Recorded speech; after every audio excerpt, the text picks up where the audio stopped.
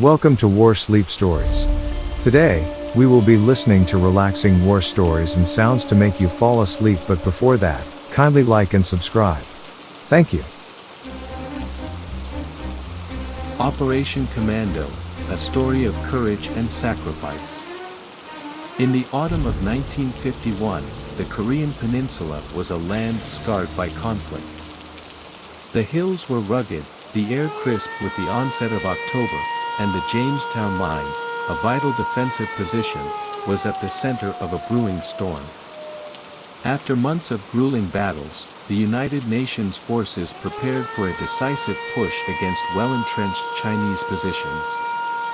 This operation, codenamed Commando, would become a turning point, testing the mettle of soldiers from diverse nations and reshaping the course of the Korean War. The Jamestown line stretched across rocky terrain, flanked by hills that had become the epicenter of bloody clashes. To the north lay Chinese fortifications, dugouts, and bunkers concealed within the hills. For weeks, intelligence reports hinted at heavy enemy presence, but the extent of their defenses remained unclear.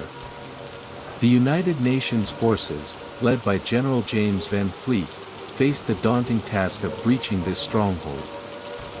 Amid the preparation, Captain Richard Hall of the U.S. 1st Cavalry Division paced the makeshift command post. His weathered face betrayed the fatigue of a soldier who had seen too much. Yet his voice was steady as he briefed his men.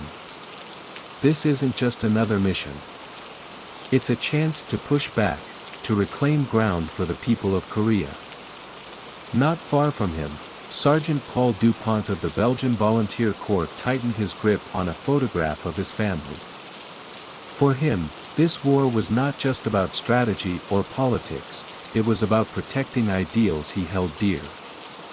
His unit, attached to the U.S. 3rd Infantry Division, had earned a reputation for resilience, and now they stood ready to prove their mettle once again. As the sun dipped below the horizon, the soldiers prepared their weapons and gear. A hush fell over the camp, broken only by the distant sound of artillery fire. The calm was deceptive, for everyone knew that the coming dawn would bring chaos. On the morning of October 3, 1951, the offensive commenced. The roar of artillery shattered the early silence as shells rained down on enemy positions. Smoke and dust enveloped the hills, obscuring the view but providing cover for the advancing forces.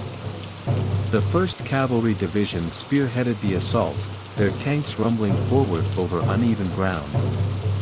Private Lee Min-jae of the South Korean 1st Infantry Division moved cautiously through the thick underbrush, his heart pounding.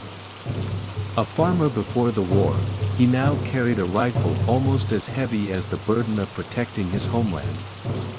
Around him, his comrades advanced steadily, their faces set in grim determination. High above, the Royal Australian Air Force conducted airstrikes, targeting enemy supply lines and fortifications. Pilot Squadron Leader Charles Miller banked his jet sharply to avoid anti-aircraft fire, his eyes scanning for the telltale plumes of enemy movement.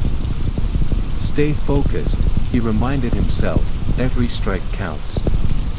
As the day wore on, the United Nations forces made steady progress, capturing key positions on the hills. But the cost was high. The Chinese defenders fought fiercely, using the terrain to their advantage. By nightfall, both sides were locked in a deadly stalemate, the hills echoing with the sounds of war. The next phase of the operation focused on Hill 418, a strategic height that provided a commanding view of the battlefield. The Chinese had fortified it extensively, and taking it would require unparalleled courage. Colonel John O'Daniel of the U.S. forces devised a plan, a coordinated attack involving infantry, artillery, and air support. Lieutenant Emily Carter, a combat nurse stationed near the front, prepared for the influx of wounded soldiers. Her tent, a temporary sanctuary amidst the chaos, became a hub of frantic activity. As the first casualties arrived, She worked tirelessly, her hands steady despite the horror unfolding around her. "Hold on," she whispered to a young soldier, "you'll make it." On the hill itself, Corporal James Bell led his squad through a maze of trenches and barbed wire. The enemy's resistance was relentless, and every inch gained came at a steep price. Bell's rifle jammed, and in the split second he took to fix it, a grenade exploded nearby, showering him with debris. Dazed but alive, he pressed on, driven by a sense of duty stronger than fear. The battle for Hill 418 raged for 2 days. Finally, on October 6, the United Nations flag was raised atop its summit, a hard-earned symbol of victory. Yet there was little time to celebrate. Ahead lay more hills, more trenches, and more lives to be risked in the name of freedom. With Hill 418 secured, the United Nations forces turned their attention to the next objective, Hill 355, ominously nicknamed Little Gibraltar, for its imposing presence. The hill, a key position along the Chinese defensive line, loomed like a fortress, bristling with enemy strongpoints. For the troops, it was a foreboding reminder of the challenges yet to come. Major Robert "Bob" Patterson of the Canadian 25th Infantry Brigade studied the hill through binoculars. "We'll take it," he said, his voice calm but resolute. Around him, his men prepared for the assault. Among them was Private First Class André Fournier, who scribbled a quick note to his wife back home. The young soldier clung to the hope of seeing her again, even as the odds grew steeper with every battle. On the evening of October 7th, the assault began. Canadian forces advanced under a relentless barrage of enemy fire. Mortars exploded with deafening force, the ground shaking beneath their boots. Yet, they pushed forward, step by step, drawing closer to the summit. Meanwhile, artillery units of the British Commonwealth Division provided covering fire, their precision proving invaluable in suppressing enemy positions. Corporal Harold Ellis, a seasoned gunner, worked tirelessly to load and fire shells, his hands blistered from the effort. "One more shot," he muttered, steadying himself. "Just one more." As night fell, the fighting intensified. The Canadians reached the base of the hill, their resolve unbroken. The defenders, however, showed no signs of retreating, and the battle raged on under the pale light of flares illuminating the battlefield. The night of October 7th was one of chaos and terror. The darkened landscape of Hill 355 became a cauldron of fire, as tracer rounds streaked across the sky and explosions lit up the terrain. The Chinese defenders, determined to hold their ground, unleashed wave after wave of counterattacks. Sergeant Paul Dupont and his Belgian comrades found themselves caught in the thick of it. Positioned on the hill's flank, they were tasked with holding a critical choke point. Paul shouted commands over the cacophony of gunfire, his voice hoarse but unwavering. The men fought valiantly, their rifles blazing, as enemy soldiers surged forward in the shadows. Nearby, Private Lee Min-jae of the South Korean 1st Infantry Division held his position with trembling hands. Exhaustion and fear gnawed at him, but he refused to falter. The memory of his family, his mother's smile, his sister's laughter, steeled his resolve. "Not one step back," he whispered, gripping his weapon tightly. Above, Australian pilots continued their airstrikes despite worsening visibility. Squadron leader Charles Miller executed a daring low-altitude pass, dropping bombs on an enemy ammunition depot. The explosion that followed sent a shockwave rippling across the hill, buying precious moments for the beleaguered ground forces. By dawn, the United Nations troops had weathered the storm. Hill 355 remained in Chinese hands, but the defenders were visibly shaken. The night's battle had taken a heavy toll on both sides, and the final push was now within reach. On October 8, General Van Fleet ordered a coordinated assault to seize Hill 355 once and for all. Reinforcements from the 1st Cavalry Division arrived, bolstering the ranks of weary soldiers. Morale was lifted by the sight of fresh faces, though the task ahead remained daunting. The plan was simple but dangerous, a simultaneous attack from 3 directions. American forces would strike from the south, Canadians from the west, and South Koreans from the east. The element of surprise, combined with overwhelming firepower, was their best hope of victory. At precisely 0700 hours, the assault began. Tanks rumbled forward, their cannons roaring as they targeted enemy bunkers. Infantry units followed close behind, advancing through a hail of bullets. Among them was Corporal James Bell, who had recovered from his earlier injuries. With a renewed sense of purpose, he led his squad up the hill, dodging enemy fire with remarkable agility. On the eastern flank, Private Lee Min-jae and his unit encountered fierce resistance. The enemy had dug in deep, their machine guns creating a near impenetrable wall of fire. Undeterred, Lee crawled forward, grenade strapped to his belt. Reaching a vantage point, he hurled the explosives into an enemy trench, silencing the guns and clearing the way for his comrades. By midday, the tide had turned. United Nations forces converged on the summit, overwhelming the last pockets of resistance. At 1,400 hours, Hill 355 was finally secured. Exhausted but victorious, the soldiers raised their respective flags, a symbol of unity in the face of adversity.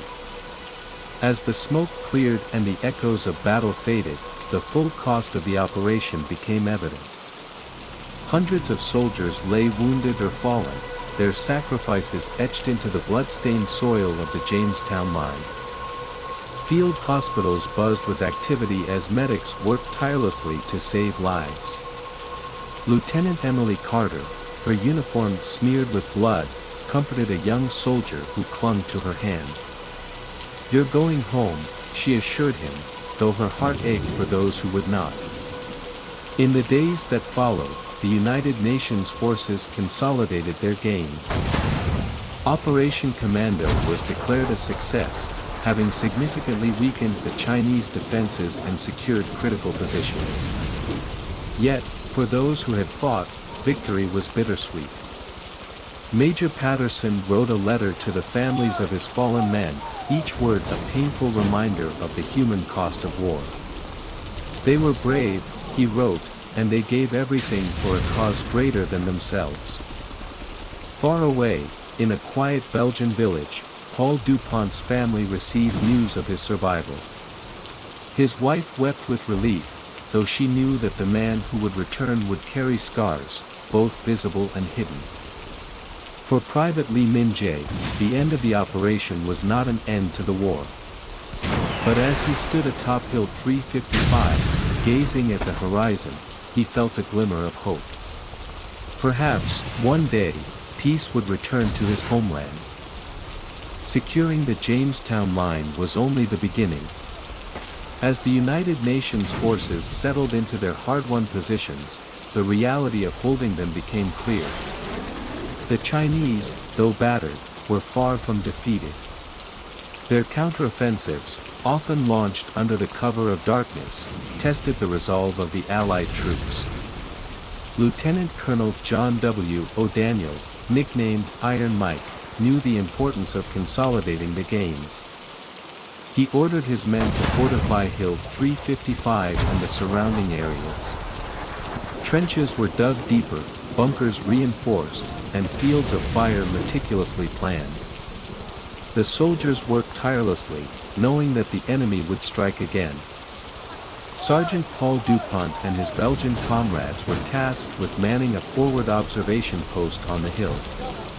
The nights were cold, and the tension palpable.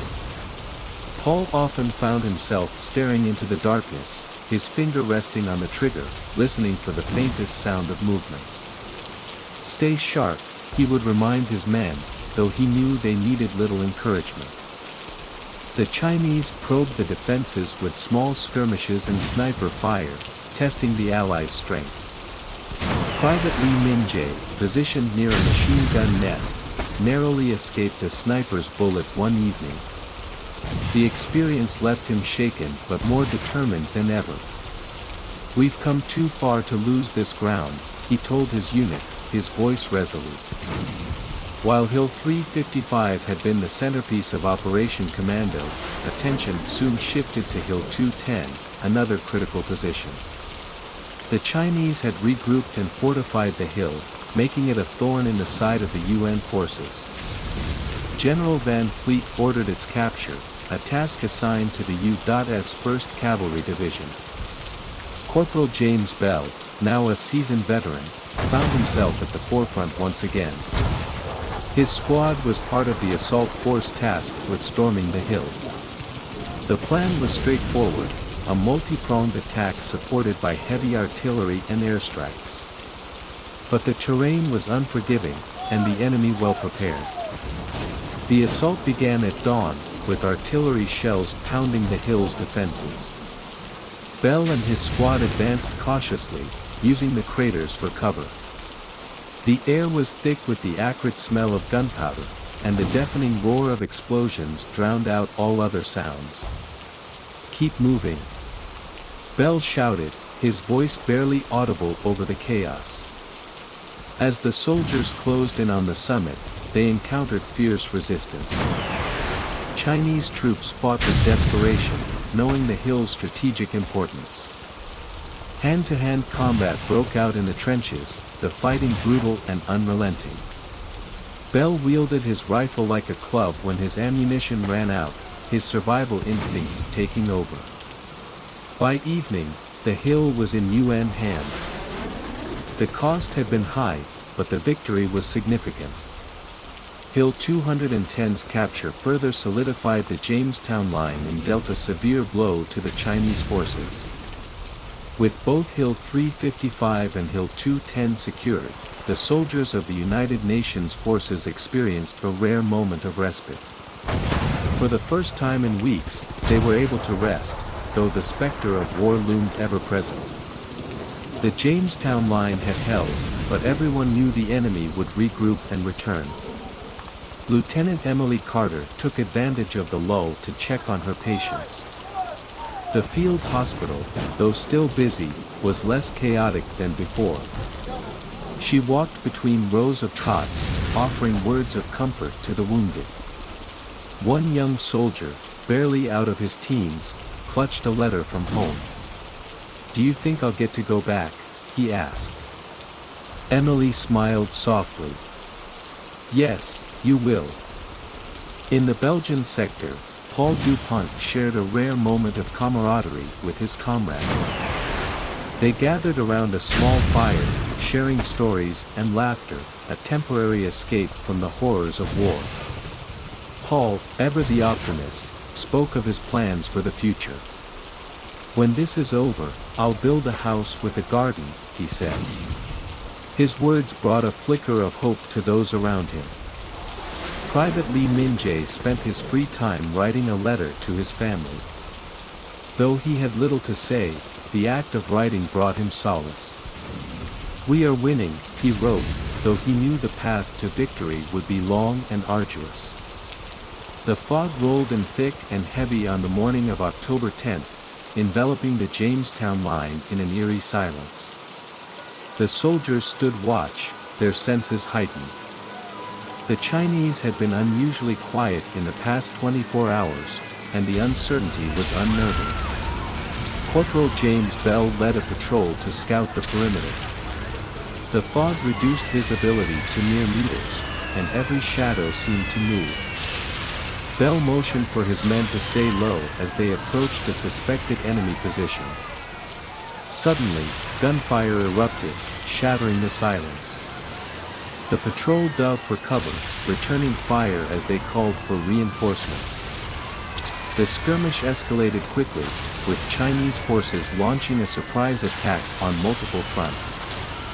Mortar shells rained down on the UN positions, and the trenches erupted into chaos. Sergeant Paul DuPont rallied his men, shouting commands over the din. "Hold the line," he yelled, his voice a beacon of stability amidst the turmoil. Private Lee Min-jae manned his machine gun, his fingers raw from the cold and the constant firing. The waves of enemy soldiers seemed endless, their silhouettes emerging from the fog like specters. Lee's determination never wavered, even as exhaustion set in. The attack lasted for hours, but the Jamestown line held firm. As the fog lifted, the battlefield revealed the toll of the battle, both in lives lost and in the scars it left behind. Yet, the line had endured, a testament to the courage and resilience of the United Nations forces. As the morning sun rose over the Jamestown line on October 11th, the full weight of the previous day's battle began to sink in. The trenches were littered with spent shells, shattered equipment, and the wounded cries of soldiers. Though the line had held, the cost was staggering. Medics moved swiftly, attending to the injured as the commanders assessed the damage. Lieutenant Emily Carter worked tirelessly in the makeshift field hospital. Her hands were steady as she stitched wounds and administered morphine to dull the pain of the injured. "You're going to make it," she reassured a young Canadian soldier, his face pale but resolute. Despite her composure, Emily felt the weight of exhaustion pressing down on her shoulders. For every life she saved, another was lost, a cruel balance she struggled to accept. In the trenches, Sergeant Paul DuPont and his Belgian comrades collected the bodies of their fallen friends. Paul's hands trembled as he carried the lifeless form of Private Marcel, a man he had laughed with just days earlier. "We'll remember them," Paul muttered under his breath, though the words felt hollow against the backdrop of such loss. Despite the grim aftermath, General James Van Fleet remained resolute. Operation Commando was nearing its conclusion, and he knew that the sacrifices made would not be in vain. "We're turning the tide," he told his officers, though the determination in his voice was tinged with sorrow. Though the United Nations forces had gained significant ground, the Chinese showed no signs of retreating. Intelligence reports indicated that they were amassing troops for a final attempt to breach the Jamestown line. The UN command immediately began preparing for another onslaught. Corporal James Bell and his squad were tasked with fortifying their position on Hill 355. Barbed wire was stretched across the ridges, and landmines were carefully placed in key approaches. The men worked tirelessly, knowing that their survival depended on the strength of their defenses. "They'll come for us again," Bell said grimly. "We just have to be ready." Meanwhile, Private Lee Min-jae joined his South Korean comrades in laying camouflage netting over artillery positions. The soldiers shared stories and jokes as they worked, using humor to mask their anxiety. Lee, ever thoughtful, paused to carve his initials into the butt of his rifle, a small act of defiance against the uncertainty of war. In the command tent, General Van Fleet met with his senior officers. The plan was clear: hold the line at all costs. Reinforcements from the British Commonwealth Division and additional artillery units were allocated to strengthen the most vulnerable sectors. "We cannot afford to lose this ground," Van Fleet emphasized. "The world is watching." On the night of October 11th, the Chinese launched their counteroffensive. Waves of soldiers descended upon the Jamestown line, their war cries piercing the cold night air. The battlefield erupted into chaos as mortar shells illuminated the sky, and machine guns roared in defiance. Sergeant Paul DuPont's section bore the brunt of the initial assault. Positioned on a narrow ridge, the Belgians fought valiantly, their rifles blazing as they repelled wave after wave of attackers. Paul's voice rang out over the cacophony, urging his men to hold their ground. "We don't retreat," he shouted, his words met with a chorus of determination. Private Lee Min-jae crouched behind a sandbag wall, his heart pounding as he fired into the darkness. The Chinese troops were relentless, their sheer numbers overwhelming. Lee's fingers ached from the repeated recoil of his rifle, but he refused to falter. "This is our home," he whispered to himself, the thought giving him strength. Corporal James Bell and his squad faced a similar struggle on Hill 355. Tracer rounds streaked across the sky as enemy soldiers closed in.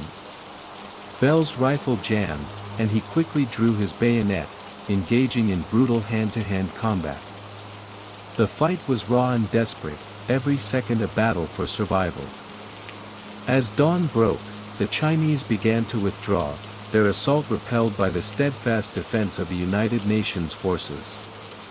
The Jamestown line remained intact, but the toll was heavy. The soldiers, though victorious, were left with the haunting memories of the night's horrors. By October 12, Operation Commando was officially declared a success.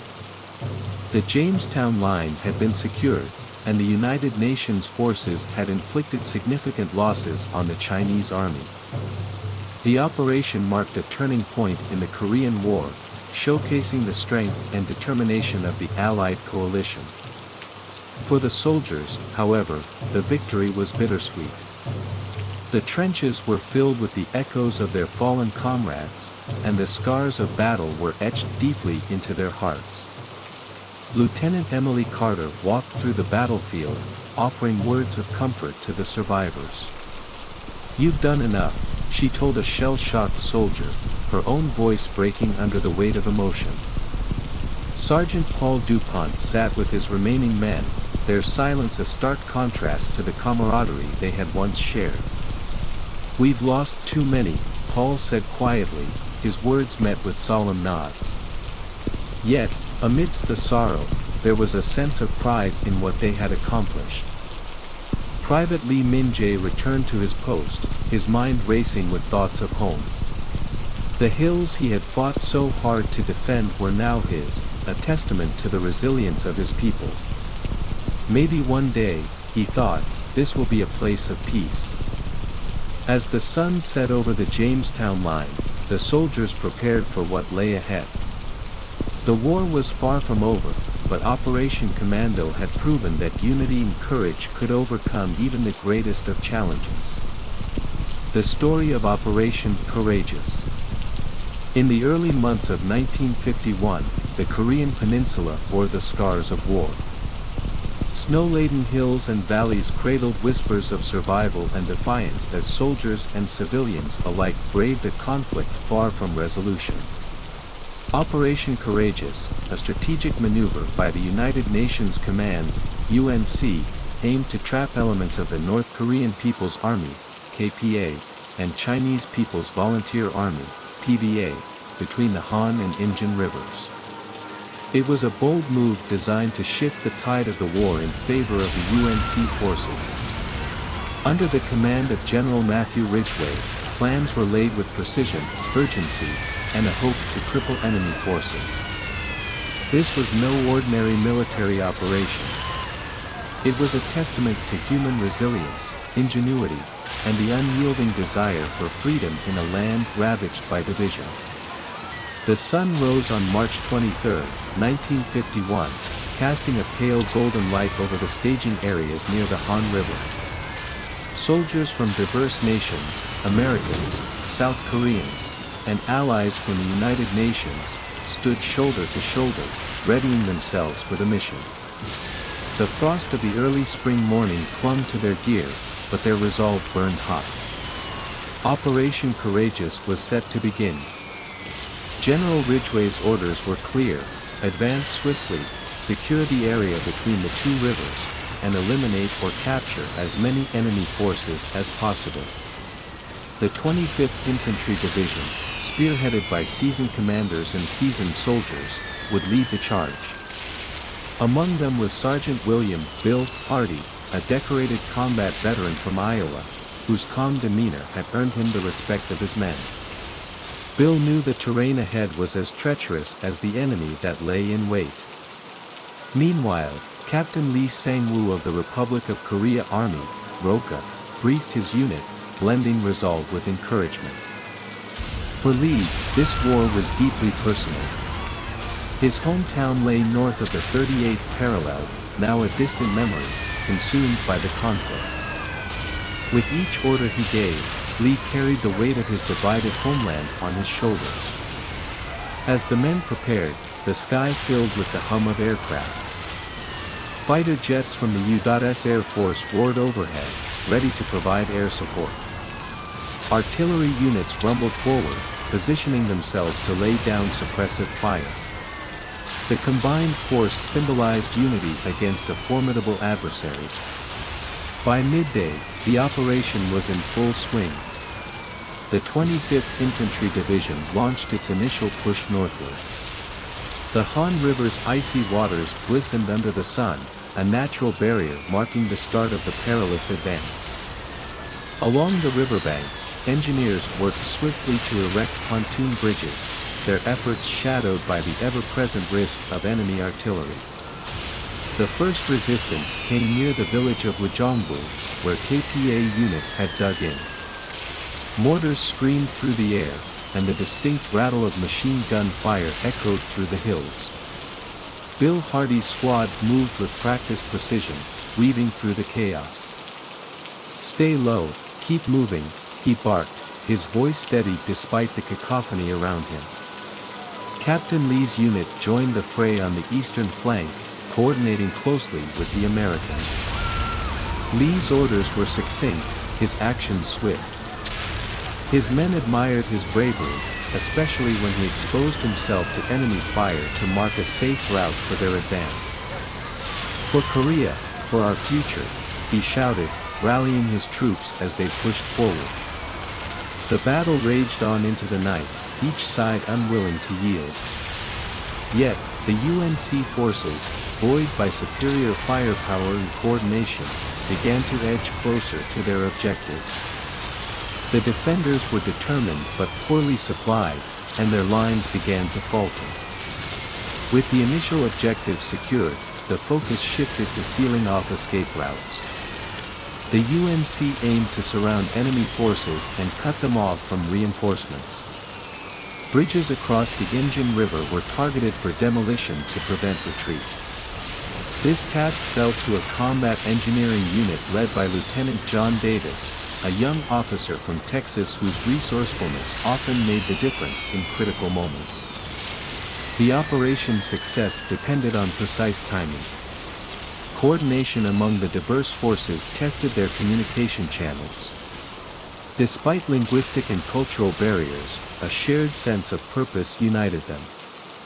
Radio transmissions crackled with updates, orders, and warnings. On the other side, the KPA and PVA commanders scrambled to regroup. Scouts reported the advancing forces' positions, and orders were given to mount counterattacks. For the defenders, the terrain offered some advantage. Dense forests and narrow passes slowed the UNC advance and concealed ambush positions. The following morning, as the trap closed, tension hung in the air. Would the UNC forces tighten their grip and achieve a decisive victory, or would the enemy slip away into the hills to fight another day? March 25, 1951, dawned under a sky heavy with clouds, mirroring the tension on the battlefield.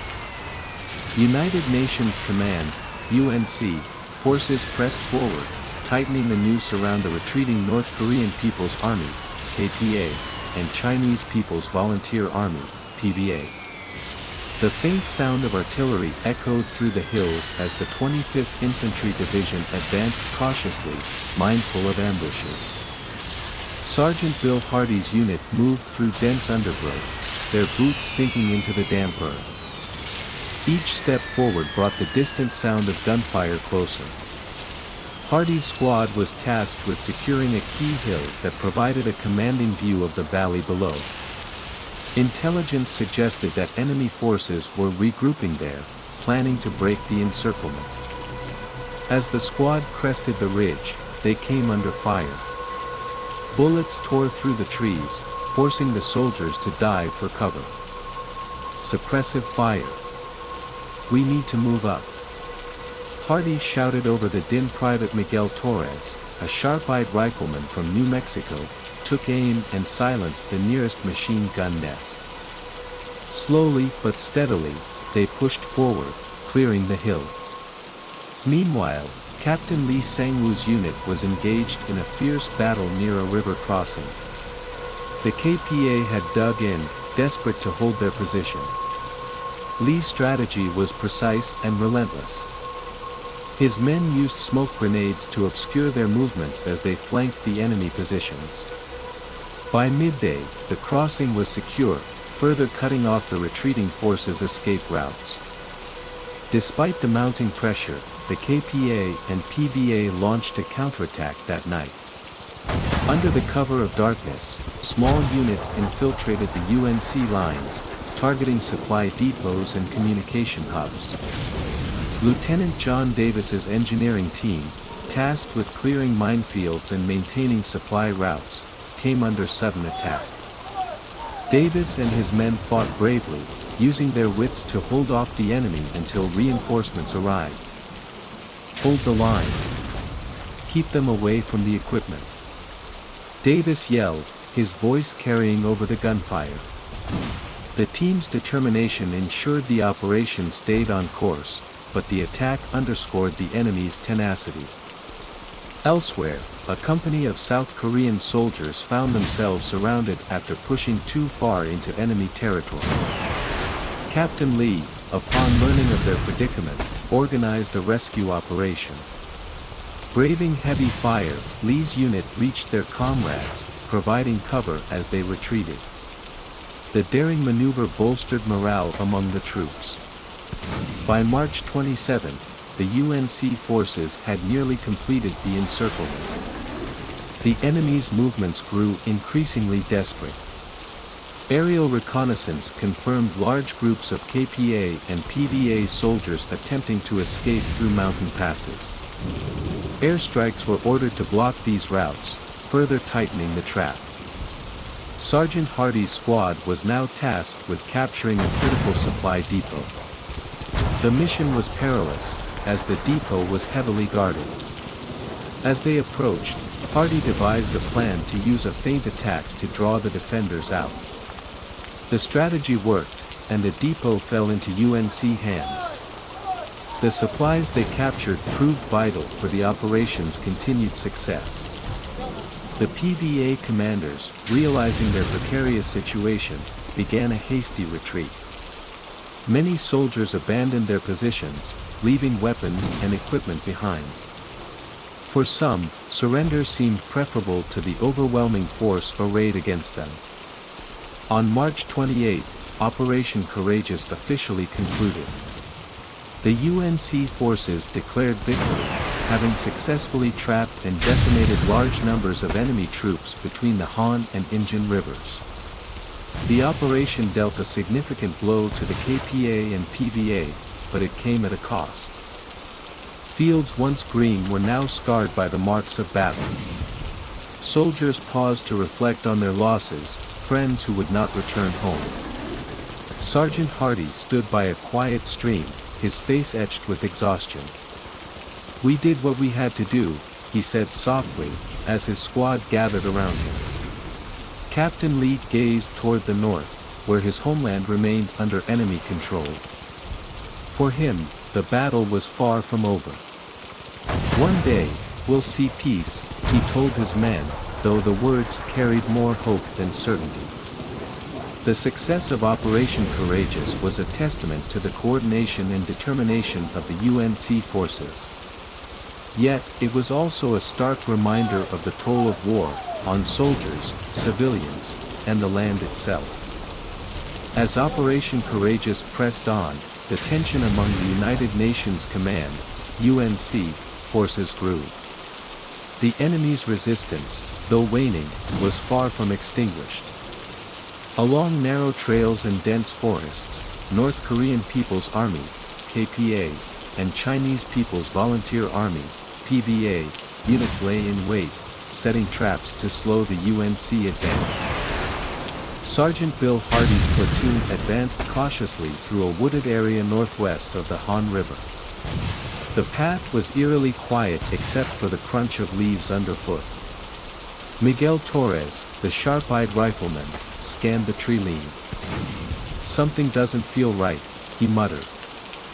Hardy signaled for the unit to halt, his instincts honed by months of combat. Suddenly, the forest erupted. Machine guns opened fire from concealed positions, and mortars thudded into the ground, sending dirt and shrapnel into the air. "Take cover!" Hardy shouted, diving behind a fallen tree. The ambush was swift and brutal, pinning the platoon in place. Communication with headquarters was cut off, leaving them isolated. Across the battlefield, Captain Lee Sang-woo faced his own challenges.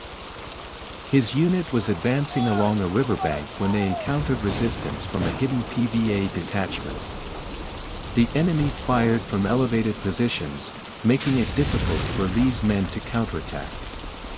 Lee, undeterred, ordered his sharpshooters to target key positions while his troops flanked the enemy under heavy fire. The ambushes across the operation zone tested the resolve of the UNC forces. Hardy's platoon was pinned down for hours, the enemy relentless in their assault. Supplies ran low, and casualties mounted. "We have to break their line," Hardy decided, formulating a desperate plan. Using a smoke grenade for cover, Miguel Torres and 2 others crawled toward the enemy's position. Every movement felt like an eternity under the hail of bullets. When they were close enough, Torres threw a grenade into the machine gun nest, silencing it. The platoon rallied, charging the weakened enemy line and forcing them to retreat. At the riverbank, Lee's unit succeeded in outflanking the PVA detachment. The fight was bloody, with hand-to-hand combat breaking out as the South Korean troops stormed the enemy's trenches. Lee emerged from the chaos, his uniform smeared with mud and blood, but his resolve unshaken. His men cheered as the enemy fled, leaving behind their wounded and supplies. As darkness fell, both sides prepared for another round of combat. For the UNC, the night brought new dangers. Enemy infiltrators slipped through the lines, sabotaging equipment and planting mines along key routes. Lieutenant John Davis's engineering team was tasked with clearing these hazards, a perilous job under the cover of night. Davis worked tirelessly, his team using flashlights with red filters to maintain stealth. The ground was littered with traps, pressure mines, tripwires, and even abandoned equipment rigged to explode. One wrong step could cost a life. "Easy now," Davis whispered as his team disarmed a mine blocking a critical supply road. Meanwhile, the KPA and PVA launched probing attacks on multiple fronts. Their goal was clear: delay the UNC forces long enough to regroup and reinforce their positions. Hardy's platoon was called to reinforce a vulnerable sector, and by midnight, they were locked in a firefight against a determined enemy. For Captain Lee, the night was a blur of orders, gunfire, and chaos. His men held their positions, fending off wave after wave of attacks. By dawn, the battlefield was strewn with the debris of battle, but the UNC lines held firm. On March 26, the operation reached its most critical phase. The trap around the enemy forces was nearly complete, but the KPA and PVA fought fiercely to break free. UNC commanders ordered an all-out assault to close the remaining gaps. Every available unit was mobilized, and the skies filled with the roar of fighter jets providing air support. Hardy's platoon was part of the push toward a key ridgeline overlooking the Injun River. The terrain was unforgiving, with steep slopes and rocky outcrops providing ample cover for the enemy. As they advanced, they encountered fierce resistance. Mortar shells rained down, and snipers picked off soldiers from hidden perches. Torres, as always, proved invaluable. Spotting a sniper's glint, he took the shot, saving his squad mates from further casualties. Hardy led from the front, rallying his men with a mix of determination and grit. "We're not leaving until this ridge is ours," he declared, pressing the attack. On another front, Lee's unit faced a desperate enemy counteroffensive.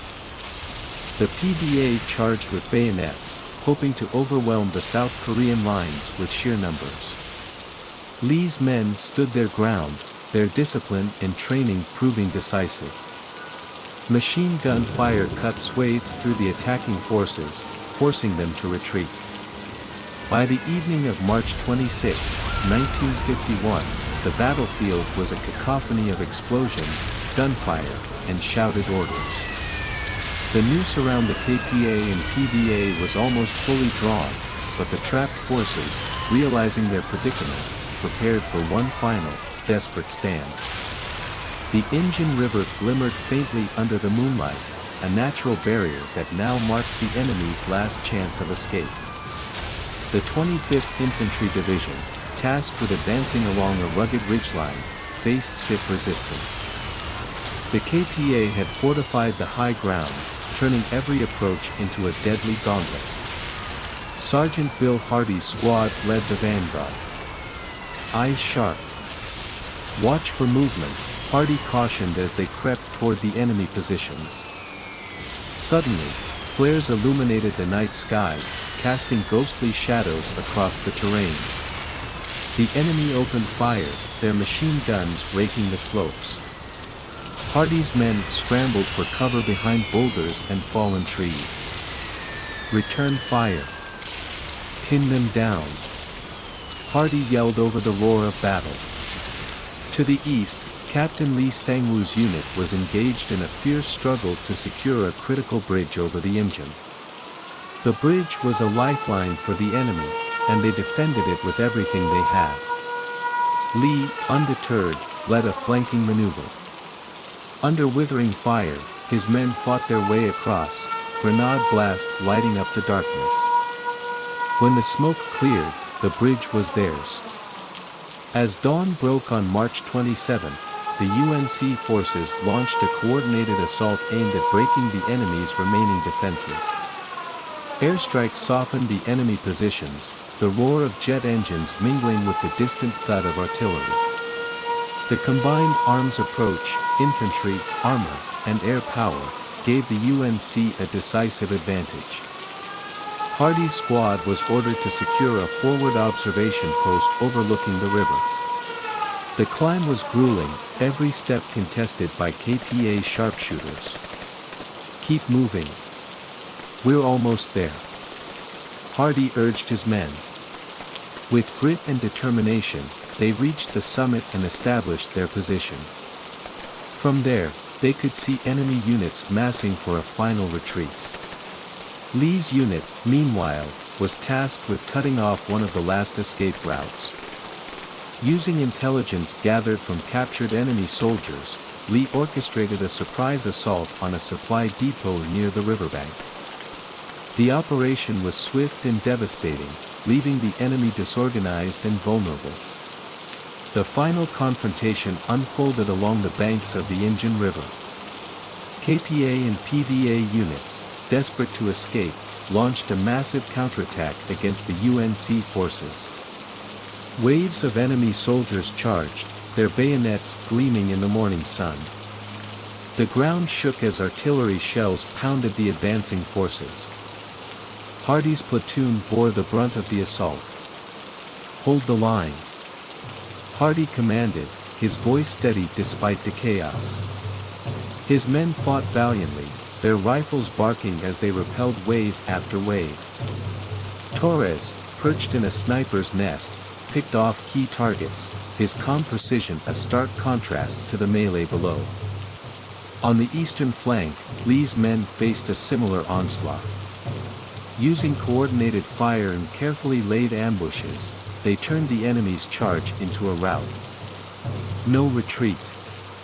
Lee shouted, his voice rallying his troops as they pressed their advantage.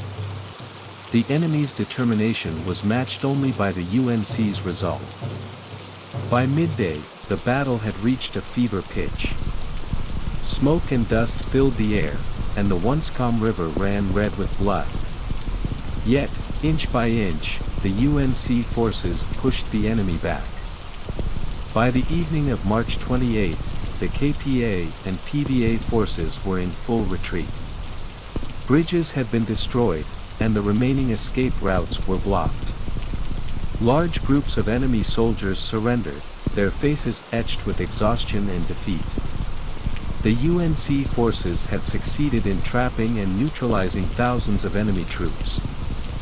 Hardy's squad was among the first to secure the surrender of a KPA battalion. "Lay down your weapons," Hardy ordered, his rifle trained on the dejected soldiers. The sight of their captors' professionalism and restraint was a stark contrast to the brutal fighting that had preceded it. Captain Lee's unit, too, witnessed the aftermath of victory. The captured enemy soldiers, many of them barely older than teenagers, shuffled into makeshift holding areas. Lee's heart ached at the sight. "They're just like us," he murmured to himself. Caught in a war none of US asked for. Operation Courageous had ended in a decisive victory for the UNC. The operation's success was a testament to the courage, ingenuity, and resilience of its participants. Yet, for those who fought, the memories of those 6 days would linger, etched in their minds as a reminder of the cost of war. The story of Operation Moolah. The Korean Peninsula was ablaze with conflict as nations collided in a battle that would shape history. From the frosty mountains of the north to the bustling streets of Seoul, the tension was palpable. The year was 1950, and the United Nations coalition forces were locked in a brutal struggle against the North Korean forces, backed covertly by the Soviet Union and China. Amid the chaos, a new threat emerged, a sleek, silver shadow that danced across the skies with deadly precision, the MiG-15 fighter jet. The MiG-15 was unlike anything the world had seen before. Its swept-back wings and formidable 37mm cannon struck fear into the hearts of UN pilots. Reports poured in from the front lines, describing its unmatched speed and agility, a true predator in the air. The F-86 Sabres, proud symbols of American aerial dominance, found themselves struggling to keep pace. Pilots whispered in awe and dread about the red menace in the skies. In secret command centers, military planners pored over maps and intelligence reports. The MiG's presence posed a challenge far greater than anticipated. For every engagement, there were unanswered questions: who piloted these marvels of engineering? Were they North Koreans, Chinese, or Soviets? The answer remained elusive, hidden beneath layers of secrecy and misdirection. The skies had become a theater of intrigue, where every dogfight told a story of courage and survival. As the war raged on, an ambitious plan began to take shape. It was a gamble, a psychological operation designed to turn the tide. Codenamed Operation Moolah, it aimed to do the unthinkable, lure a MiG-15 pilot to defect to the United Nations. For the planners in Washington and Tokyo, the stakes were immense. Success could provide not only a treasure trove of intelligence but also a crushing blow to communist morale. And so, under the shroud of secrecy, Operation Moolah was born. The introduction of the MiG-15 in November 1950 was nothing short of a seismic shift in aerial combat. UN forces were used to dominating the skies, but now they faced a challenger that exceeded their expectations. The MiG-15 was faster, more agile, and deadly at high altitudes. Its ability to climb rapidly and outmaneuver the F-86 Sabres gave it a distinct advantage. USAF pilots began reporting encounters with these aircraft, describing their sleek, menacing profiles. Stories circulated about their origins. Some believed they were flown by North Koreans, others by the Chinese, but whispers of Soviet involvement began to take hold. Pilots swore they heard Russian voices over radio channels, adding a layer of suspicion and tension to every engagement. The dogfights were intense, testing the mettle of even the most seasoned aviators. Captain James "Jet" Thompson recalled a harrowing encounter where his Sabre was nearly outmaneuvered by a MiG. It felt like fighting a ghost, he later recounted. They appeared out of nowhere and disappeared just as quickly. Despite the fear, the Sabre pilots were resourceful. Through grit, strategy, and superior training, they managed to hold their own, but the MiG threat loomed large. In Washington, military leaders debated their next move. The MiG-15 was not just a weapon, it was a symbol of communist technological prowess. To counter it, the United States needed more than just upgraded aircraft, they needed the MiG itself. Understanding its capabilities, weaknesses, and design could turn the tide. Thus, the seeds of Operation Moolah were sown, a daring initiative that would rely on cunning and psychological warfare. The concept of Operation Moolah was born from necessity and creativity. Intelligence reports hinted at discontent within communist ranks. Whispers of Soviet pilots dissatisfied with their conditions, combined with the allure of freedom in the West, provided a glimmer of hope. Captain Alan Abner of the Army's Psychological Warfare Branch championed the idea, envisioning it as a way to exploit communist vulnerabilities. The operation's premise was simple but bold: offer a significant financial reward and political asylum to any pilot who defected with a MiG-15. The stakes were high, but so were the potential rewards. The plan called for $50,000 to any pilot who delivered a functional MiG and an additional $50,000 for being the first to do so. Adjusted for inflation, this was a fortune, a golden ticket to a new life. From the Pentagon to the Far East Air Force in Tokyo, the plan was refined and approved. General Mark W. Clark, commanding UN forces, named it Operation Moolah, a nod to the substantial cash prize. Propaganda leaflets were printed, and messages were translated into Korean, Mandarin, Cantonese, and Russian. These would be broadcast through radio waves and scattered across enemy territories. On March 20, 1953, the Joint Chiefs of Staff gave the green light. By April, the leaflets were ready, and plans for their deployment began. For the operation's architects, it was a race against time. Every day brought new challenges, but the possibility of acquiring a MiG-15 kept their resolve strong. Would the promise of wealth and freedom be enough to sway a pilot? Only time would tell. The skies above North Korea became an unlikely battleground for psychological warfare as Operation Moolah entered its execution phase. On April 26, 1953, under the cover of darkness, two B-29 Superfortress bombers soared over the Yalu River basin. Their payload was not bombs but something perhaps even more disruptive: 1.2 million leaflets, each bearing a tantalizing offer that promised wealth, freedom, and safety to any pilot who defected with a fully operational MiG-15. The leaflets were meticulously designed, printed in Korean, Mandarin, Cantonese, and Russian to ensure their message reached as many potential defectors as possible. One side displayed a vivid depiction of a MiG-15 and a bold caption, "Freedom and wealth await you." The other side detailed the offer: $50,000 for delivering a MiG, an additional $50,000 for being the first, political asylum, and lifelong anonymity if desired. The language was persuasive, promising a better life far from the hardships of communism. As the bombers released their payload, the leaflets fluttered down like snowflakes, carried by the wind across enemy bases and airfields. They landed on the desks of officers, the bunks of weary pilots, and the streets of towns under communist control. The operation had begun, and now the waiting game commenced. In UN command centers, tension was palpable. Military strategists and intelligence officers debated the potential outcomes.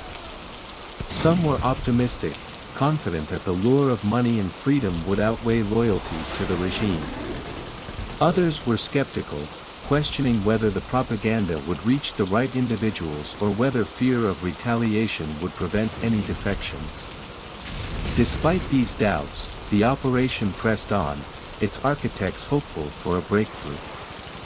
In the days following the leaflet drop, the skies above the Yalu River basin were unusually quiet. Reports from UN pilots noted a stark absence of MiG-15 sightings. Was it the weather, or had the propaganda had an immediate effect, sowing distrust and confusion among communist forces? General Mark W. Clark speculated the latter, believing that the psychological impact of Operation Moolah had grounded the enemy. Behind the Iron Curtain, the reaction to the leaflets was mixed. For the average North Korean or Chinese pilot, the offer was both tempting and terrifying. Defection promised freedom and wealth but also carried the risk of being caught or betrayed. Soviet pilots, operating covertly under the guise of North Korean or Chinese forces, faced an even graver dilemma. Their very presence in the Korean conflict was a closely guarded secret. A defection would not only reveal their identity but also expose the Soviet Union's involvement in the war. Leaked reports from communist intelligence suggested heightened scrutiny among pilots.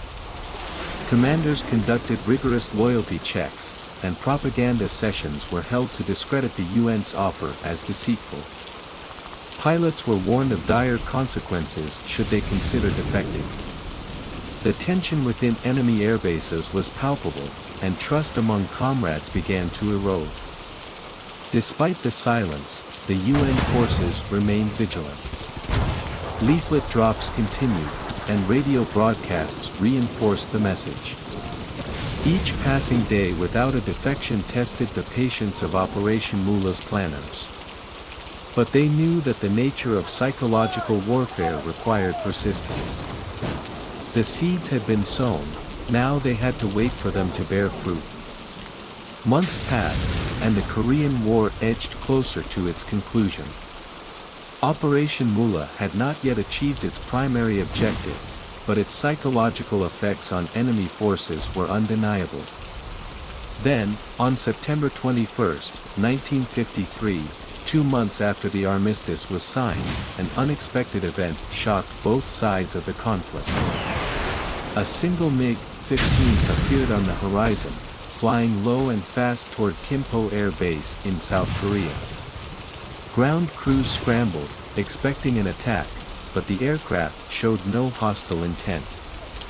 As it approached, it wobbled its wings, a universal sign of surrender. The pilot landed smoothly, and as the canopy opened, a young man emerged, raising his hands in a gesture of peace. The pilot was Lieutenant No Kum-sok, a 21-year-old North Korean defector. What made his defection even more astonishing was that he claimed to have no knowledge of Operation Moolah. His reasons were personal, rooted in disillusionment with the communist regime and a longing for freedom. He had risked everything to escape, unaware that his actions would make him a central figure in a covert operation he had inadvertently fulfilled. No Kum-sok's MiG-15 was a treasure trove of intelligence. Engineers and pilots examined it meticulously, uncovering its secrets and weaknesses. For the United States, the defection was a victory, albeit a belated one. No Kum-sok received the $100,000 reward and began a new life in America, becoming a living testament to the promises made in Operation Moolah's leaflets. The success of Operation Moolah remained a subject of debate. While No-Cum-Sok's defection fulfilled the operation's objectives, it occurred after the armistice and without direct influence from the propaganda campaign. Critics argued that the effort and resources invested in the operation did not yield the intended results during active combat. Supporters, however, pointed to the psychological impact on communist forces and the invaluable intelligence gained from the captured MiG-15. The operation's planners took solace in the fact that their gamble had paid off, even if indirectly. The captured MiG-15 was thoroughly tested, providing critical insights that informed future designs and tactics. Meanwhile, the psychological warfare techniques employed in Operation Moolah became a blueprint for similar efforts during the Cold War. For No-Cum-Sok, the defection marked the beginning of a new chapter. He became a U.S. citizen, studied engineering, and later contributed to the aerospace industry. His story, intertwined with Operation Moolah, symbolized the human dimension of a war often defined by strategy and machinery. When Lieutenant No-Cum-Sok's MiG-15 was secured at Kimpo Air Base, it became the center of a whirlwind of activity. Engineers and military experts eagerly gathered around the jet, their excitement tempered only by the knowledge of its immense significance. The sleek, silver aircraft was unlike anything they had seen up close. For years, the MiG-15 had been a mysterious predator in the skies, and now it lay before them, ready to reveal its secrets. The intelligence gleaned from the MiG-15 was invaluable. Technicians disassembled the jet with meticulous care, examining every component. They studied the engine, airframe, radar systems, and armament, noting the Soviet craftsmanship and design philosophies. Engineers were particularly impressed with the engine, a reverse-engineered version of a British Rolls-Royce Navy. It highlighted how Soviet engineering had adapted and improved upon Western designs. Pilots who test flew the MiG-15 gained first-hand experience of its strengths and weaknesses. They confirmed what UN aviators had long suspected: the MiG excelled at high altitudes and in vertical climbs but struggled with stability at lower speeds. Armed with this knowledge, the USAF adapted their tactics, refining dogfighting techniques and improving the F-86 Saber's performance. Operation Moolah's success, though delayed, now felt undeniable. The captured MiG was also shared with America's allies, further enhancing the collective understanding of Soviet technology. For intelligence officers, the aircraft's secrets painted a clearer picture of the Soviet Union's capabilities, informing strategies that would be crucial during the Cold War. The MiG-15 had been an enigma, but now it was a tool for future victory. For Lieutenant No-Cum-Sok, life after his defection was far from tranquil. Upon landing at Kimpo Air Base, he was immediately taken into custody by U.S. military intelligence. Though he had surrendered peacefully, the possibility of deception or espionage loomed large in the minds of his captors. He was interrogated intensively, his every word scrutinized for inconsistencies. No-Cum-Sok's story was both simple and extraordinary. He described his growing disillusionment with the communist regime, citing its oppressive nature and lack of opportunities for individuals like himself. He spoke of the fear and mistrust that permeated the ranks of North Korean pilots, worsened by the psychological pressure of Operation Moolah. Despite these factors, his decision to defect had been personal, motivated by a desire for freedom rather than financial reward. As the interrogation continued, No-Cum-Sok's sincerity became apparent. His knowledge of the MiG-15's capabilities and maintenance protocols further validated his authenticity. Military officials were impressed by his calm demeanor and candid responses, which helped dispel lingering doubts about his intentions. Despite his cooperation, No-Cum-Sok was acutely aware of the risks he had taken. Back in North Korea, his family would likely face severe repercussions for his actions.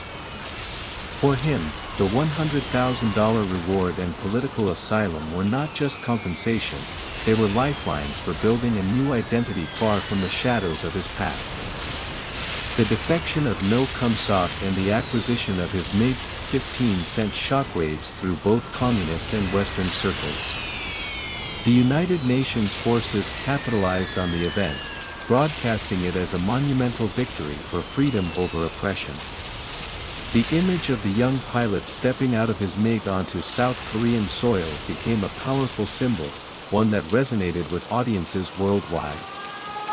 For the United States, No Kum Sok's defection was a propaganda triumph.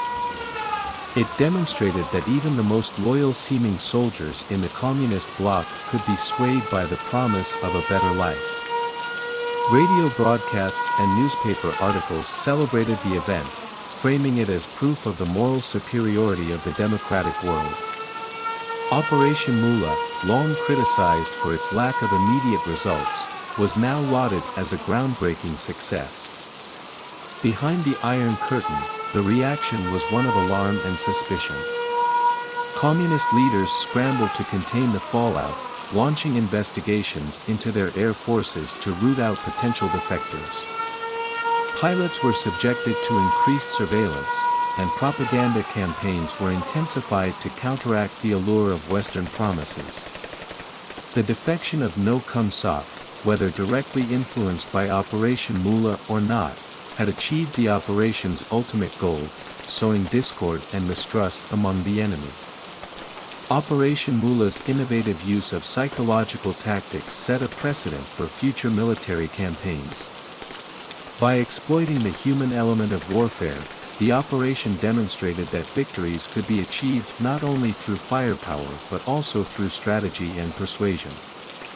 The lessons learned from Operation Moolah were studied and refined, becoming integral to the United States' approach to psychological operations during the Cold War. The operation's success also underscored the value of understanding an enemy's vulnerabilities. By targeting the dissatisfaction and fear within communist ranks, Operation Moolah had turned ideology into a weapon. The reward offered was as much a symbol of hope as it was a tool of disruption, and its ripple effects were felt long after the Korean War ended. As the dust settled on the operation, its architects reflected on the challenges they had faced. Operation Moolah was not a perfect plan, nor was it without its critics. Yet, its boldness and creativity had yielded results that few could have anticipated.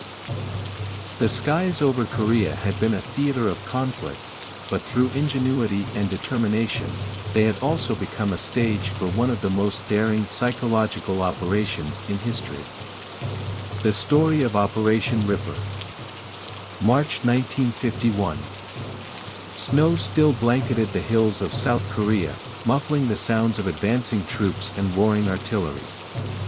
Operation Ripper, a critical United Nations offensive, was about to begin. General Matthew Ridgway had replaced General MacArthur as commander of the UN forces, bringing a renewed vigor and strategy to the war effort. The operation aimed to recapture Seoul and push North Korean and Chinese forces back across the 38th parallel. The stakes were high, and the icy winds carried whispers of both desperation and determination. Civilians, caught in the crossfire, fled in droves, their belongings packed hastily into carts and sacks. Soldiers from around the world, Americans, South Koreans, Australians, and others, prepared for the battle that would define the war's outcome. As dawn broke on March 7, 1951, columns of tanks rolled forward, their tracks crunching the frostbitten ground. In the command tents, radios crackled with orders while maps covered with pencil marks displayed the objectives, Hongchon, Chuncheon, and ultimately, Seoul. The journey ahead was fraught with peril, but failure was not an option. For the soldiers, the war was not just about lines on a map but about survival, loyalty, and reclaiming lost ground. Seoul, March 1951. The city stood like a ghost of its former self.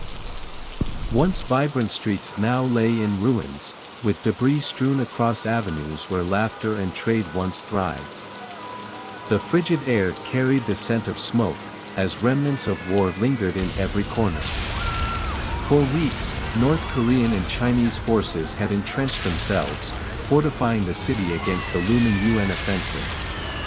The residents who hadn't fled hid in cellars or behind shattered walls, hoping to survive the inevitable storm. In the makeshift headquarters on the outskirts, General Matthew Ridgway surveyed a map marked with bold arrows. The objectives were clear: push the communist forces north, liberate Seoul, and stabilize the front lines. Operation Ripper was to be swift and decisive. With the thaw of spring approaching, time was running out. Ridgway, known for his calculated determination, gathered his commanders for one last briefing. The weight of the war rested on his shoulders, but his resolve never wavered. Among the troops stationed nearby was Corporal Jim Harlow, a veteran of several grueling battles. He sat with his unit, cleaning his rifle with mechanical precision. The men around him shared cigarettes and murmured quietly about what lay ahead. For Jim, the mission was personal.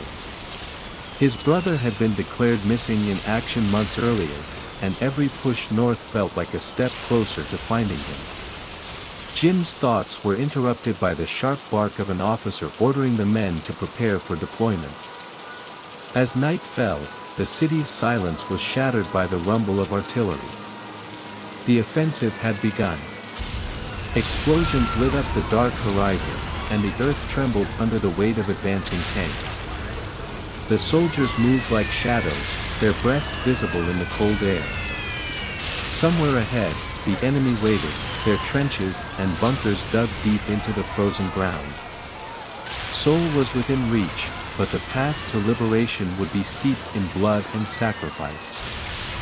The opening barrage of Operation Ripper was both a signal and a promise. Artillery batteries positioned miles away roared to life, sending shells crashing into enemy positions. For days, the bombardment continued, targeting supply lines, bridges, and fortifications around the city. North Korean and Chinese troops scrambled to respond, but the relentless strikes disrupted their command and sowed chaos in their ranks. Private Sang-ho Lee of the South Korean Army stood beside his American counterparts, watching the distant flashes of the bombardment. For Sang-ho, this wasn't just a battle for a city but a fight for his homeland Seoul. His family had been displaced when the North Koreans had first surged south, and every step forward felt like reclaiming a piece of his past.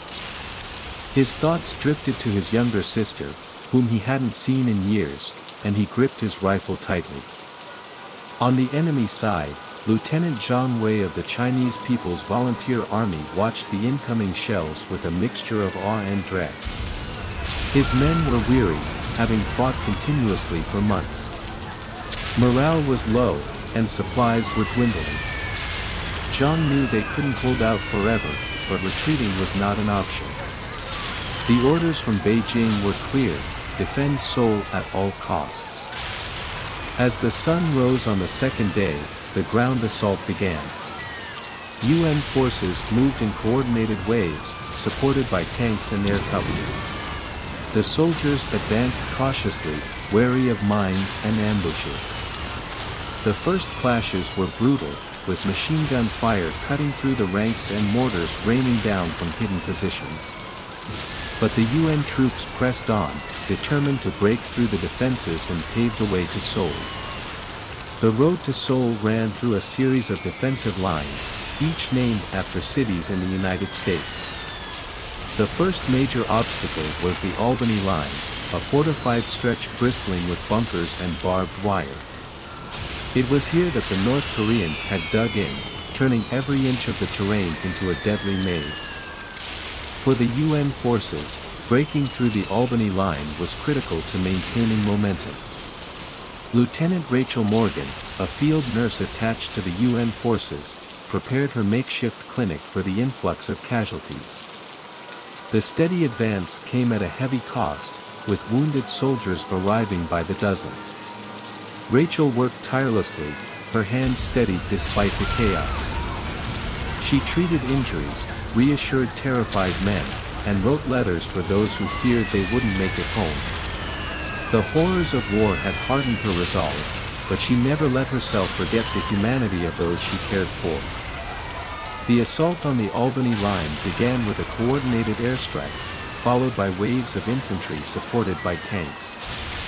Captain Anthony Martinez led his men forward, shouting orders over the deafening noise of combat. The defenders fought fiercely, using every advantage the terrain offered. For hours, the battle raged, with neither side willing to yield. The air was thick with smoke and the acrid smell of gunpowder. By nightfall, the UN forces had gained ground, but at a terrible cost. The Albany line was breached, but the victory felt hollow. The dead and wounded littered the battlefield, a stark reminder of the price of war. As the survivors regrouped, they knew this was only the beginning. Ahead lay more defensive lines, more battles, and more sacrifices. With the Albany line breached, the UN forces pushed northward toward the Buffalo line, another formidable defensive position. The terrain between the lines was treacherous, marked by steep hills, icy streams, and scattered minefields. The enemy had anticipated the advance and prepared ambushes along key routes. For the soldiers marching forward, every step carried the weight of uncertainty. Sergeant William Carter led a squad of infantry tasked with scouting a narrow mountain pass believed to be a potential choke point. The air was crisp and eerily quiet, broken only by the crunch of boots on snow and the distant rumble of artillery. As they moved deeper into the pass, the silence shattered. A hail of machine gun fire erupted from hidden positions, pinning them down. Carter barked orders, directing his men to take cover and return fire. Meanwhile, Captain Sun Woo Kim of the South Korean Army coordinated a flanking maneuver with his unit. Having grown up in the rugged countryside, he knew how to navigate the challenging terrain. His men moved swiftly and silently, circling around the enemy's position. When they opened fire from the rear, the ambushers were caught off guard, their defenses crumbling under the coordinated assault. The battle for the Buffalo line was as brutal as it was necessary. UN forces employed air support and heavy artillery to weaken the defenses before advancing. The enemy, however, fought tenaciously, using guerrilla tactics to delay the UN's progress. By the time the Buffalo line was breached, both sides were battered, but the momentum remained with the UN forces. The road to Seoul was slowly opening. Hongcheon, a strategic town east of Seoul, became the next critical target. Control of this town would disrupt enemy supply lines and provide a staging area for further advances. The operation to capture Hongcheon required precise coordination between infantry, armor, and air support. For days, the town was subjected to relentless bombing runs, turning it into a smoldering ruin. Corporal Elena Rivera, a communications specialist, worked tirelessly to relay orders between units. From her vantage point on a hill overlooking the battlefield, she watched as UN troops maneuvered through the outskirts of the town. Each message she transmitted carried lives on its syllables, and she prayed silently for the men in the field. Despite the chaos, Rivera's calm voice over the radio became a lifeline for soldiers navigating the urban combat. Inside Hongcheon, the Chinese and North Korean defenders dug in, using the rubble to their advantage. Lieutenant Zhang Wei, now stationed in the town, organized his weary troops for a last-ditch defense. Every alley and building became a battleground, with soldiers fighting room by room. The defenders knew their situation was dire, but retreating would mean abandoning critical supplies and exposing their comrades to further attacks. After 3 days of intense fighting, Hongcheon fell to the UN forces. The victory came at a cost, with heavy casualties on both sides. The town streets were littered with wreckage, and its surviving civilians emerged cautiously from their hiding places. For the UN troops, the capture of Hongqian marked a significant step towards Seoul, but the war's toll was etched on their faces. While the main thrust of Operation Ripper focused on Seoul, the Eastern Front demanded equal attention. The rugged terrain of the Taebaek Mountains presented unique challenges, requiring specialized units to navigate and engage the enemy. This front was crucial for maintaining the operation's momentum and preventing the enemy from regrouping. Major Arthur Green of the New Zealand contingent led his troops along treacherous mountain trails. The freezing winds howled through the passes, and visibility was often reduced to mere feet. Despite the conditions, the soldiers pressed on, determined to clear the mountains of enemy positions. Each skirmish was a test of endurance and ingenuity, with the men relying on their training and each other to survive. On the opposing side, Commander Li Yong of the Chinese People's Volunteer Army orchestrated a series of hit-and-run attacks. His guerrilla tactics disrupted UN supply lines and slowed their advance. Li's forces were adept at using the terrain to their advantage, striking quickly before melting into the dense forests. For Li, the mountains were both a fortress and a prison, as retreating was nearly impossible. After weeks of grueling combat, the Eastern Front stabilized. UN forces secured key passes and pushed the enemy further north, but not without significant losses. The battles in the mountains underscored the complexity of Operation Ripper, where every gain required meticulous planning and unwavering resolve. The Han River was both a natural barrier and a key strategic objective for the UN forces. Stretching wide and cold, its currents posed a significant challenge for an advancing army. For the enemy, the river served as a defensive line to slow the UN advance toward Seoul. Bridges had been destroyed, and the remaining crossings were heavily fortified. Captain Anthony Martinez, now commanding a company of engineers, was tasked with constructing pontoon bridges under fire. As the first light of dawn broke, his men worked tirelessly, their breaths visible in the freezing air. The sound of hammers striking metal was drowned out by sporadic gunfire from enemy snipers along the opposite bank. Martinez knew the importance of their work. Without these bridges, the assault would stall. Across the river, Sergeant Lu Jian of the Chinese People's Volunteer Army watched the progress of the engineers through binoculars. His orders were clear: delay the crossing at all costs. His squad deployed mortars and machine guns, targeting the construction crews. The riverbank became a deadly zone, with explosions and shouts echoing across the water. Despite the enemy's efforts, the engineers completed the bridges under the cover of coordinated artillery fire. The UN forces surged across, their tanks and infantry rolling into action. The crossing was costly, with many lives lost to the fierce resistance, but it marked a turning point. The Han River, once a symbol of division, now stood behind them, bringing Seoul within reach. The battle for Seoul was the heart of Operation Ripper. The city, once a bustling capital, had been reduced to a maze of rubble and barricades. North Korean and Chinese forces had fortified key positions, turning buildings and streets into strongholds. For the UN forces, recapturing Seoul was as much a symbolic victory as a tactical necessity. Colonel Harold McIntyre led the coordinated assault, dividing his forces into sectors to systematically clear the city. Tanks rumbled through the streets, their turrets swiveling to fire at hidden threats.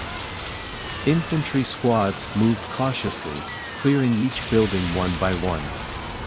The sounds of war echoed through the ruined streets, gunfire, shouted commands, and the cries of the wounded. Private Sang-ho Lee found himself in the thick of the urban combat. His unit was tasked with securing a heavily defended intersection near the city center.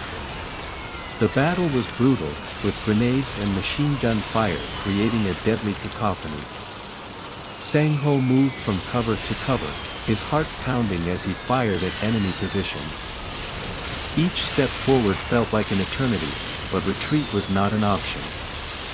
After days of relentless fighting, the UN forces broke through the last lines of resistance. On March 14, 1951, Seoul was declared liberated.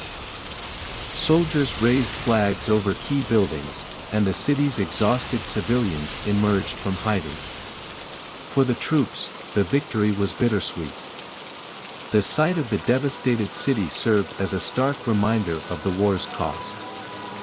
With Seoul secured, the UN forces shifted their focus to pushing the enemy further north. The operation aimed to drive the communists beyond the 38th parallel, regaining territory lost during earlier offensives. This phase of the campaign required speed and coordination, as the enemy scrambled to regroup and reinforce. Major Richard Adler, an experienced tank commander, led an armored column through the countryside. The rolling hills and open fields provided ideal terrain for tanks, but the danger of ambushes loomed large. Adler's men maintained a relentless pace, their vehicles kicking up clouds of dust as they advanced. The sight of fleeing enemy troops spurred them on, but the pursuit was fraught with challenges. On the retreating side, Lieutenant Zhang Wei worked to organize a rearguard action. His depleted unit, consisting of both Chinese and North Korean troops, set traps and conducted hit-and-run attacks to slow the UN advance. Zhang's men were exhausted, but their determination to protect their comrades kept them fighting. For Zhang, every hour gained was a victory in itself. The pursuit north stretched the UN forces thin, but it also exposed weaknesses in the enemy's lines. Supply depots and communication hubs were captured, further crippling the communists' ability to resist. By the end of March, the UN forces had regained significant ground, setting the stage for future operations. Operation Ripper officially concluded on March 23, 1951, leaving a profound impact on the Korean War. The operation had achieved its primary objectives, including the liberation of Seoul and the disruption of enemy defenses. However, the cost had been high, with thousands of lives lost on both sides. For General Ridgway, the success of the operation reinforced his belief in the UN forces' ability to turn the tide of the war. He praised the troops for their bravery and resilience, acknowledging the sacrifices made along the way. Plans for future offensives were already underway, but Ridgway understood the war was far from over. For the soldiers and civilians who had endured the campaign, the scars of Operation Ripper would remain.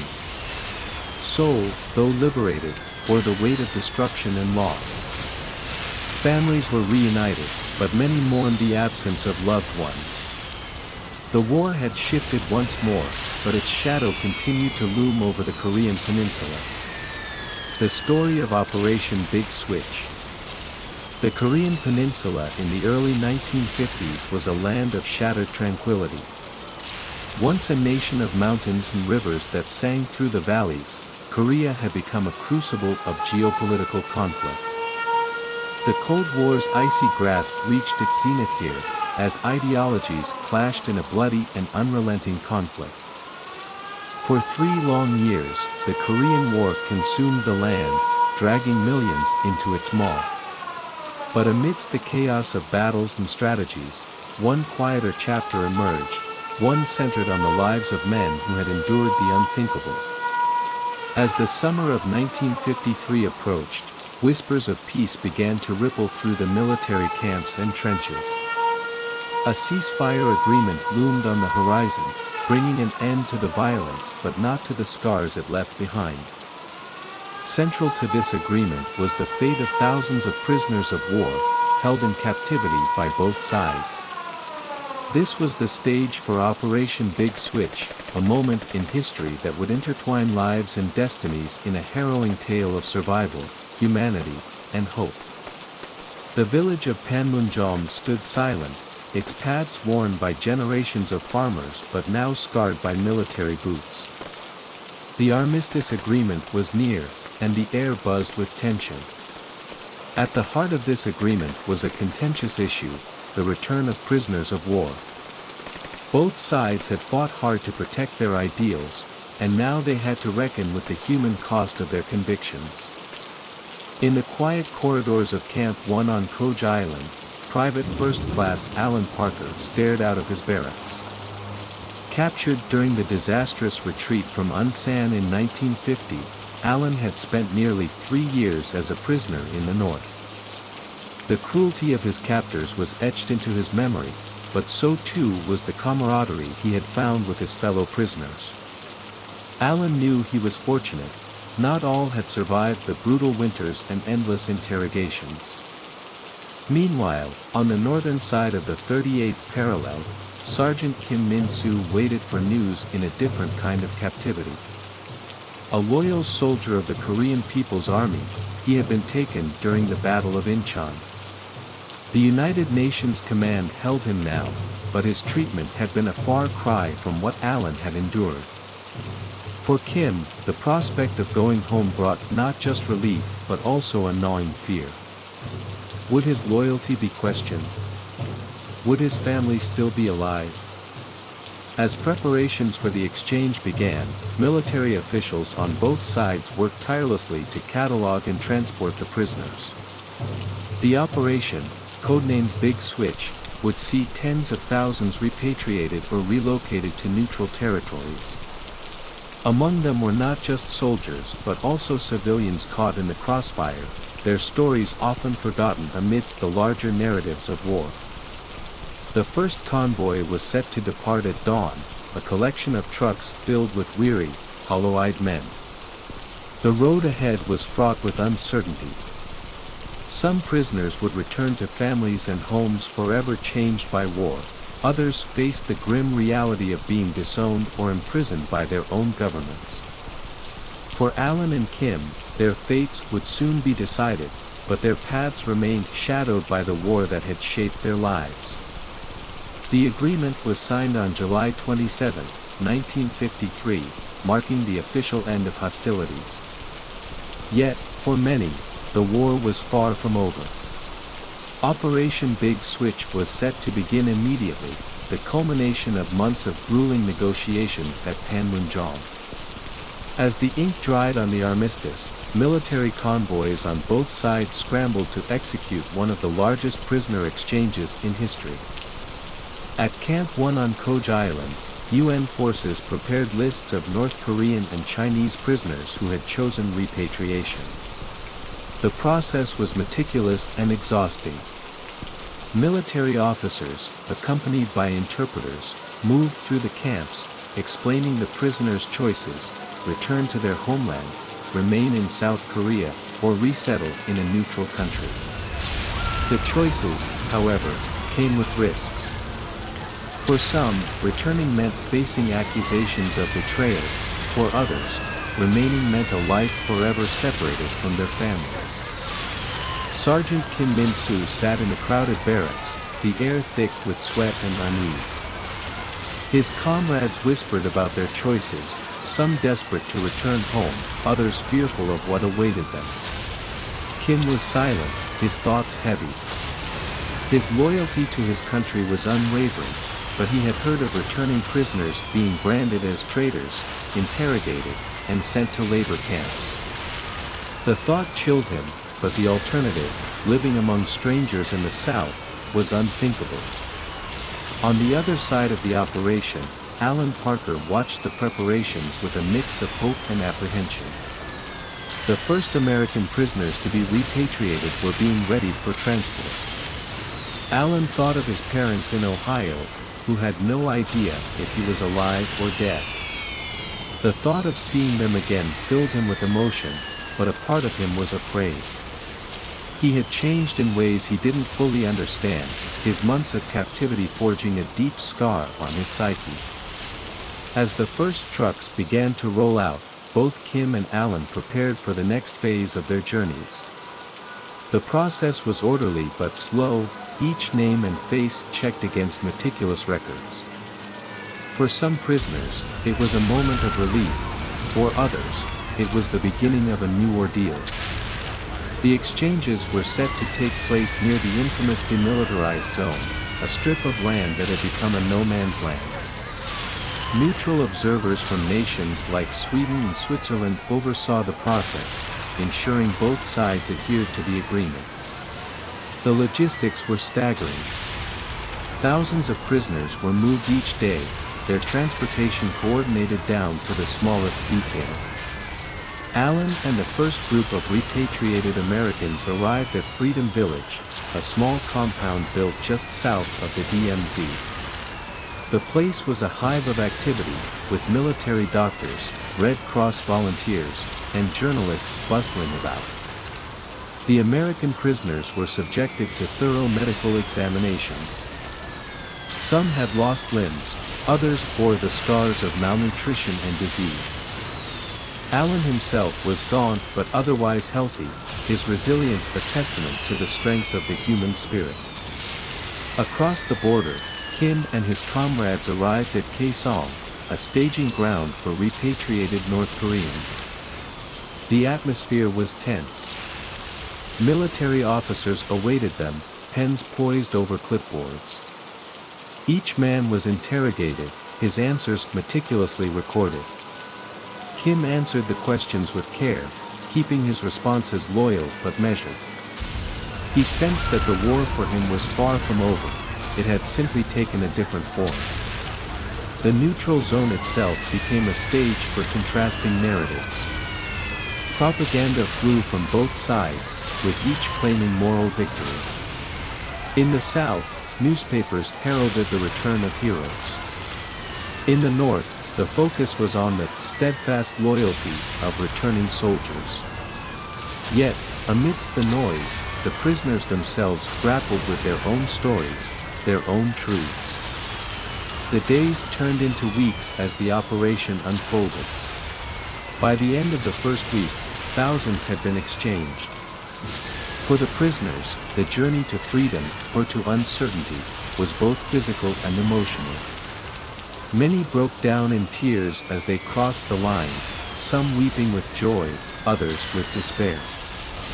Alan found himself among a group of former prisoners gathered for debriefing. The officers questioned them about their treatment in captivity, seeking information about enemy tactics and conditions.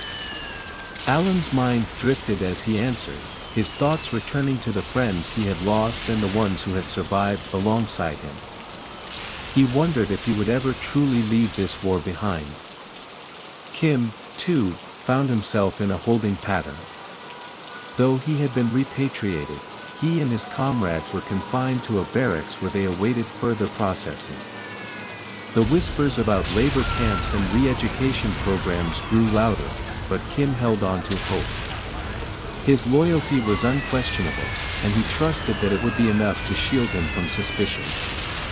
For the neutral observers, the operation was a logistical marvel but also a moral quagmire.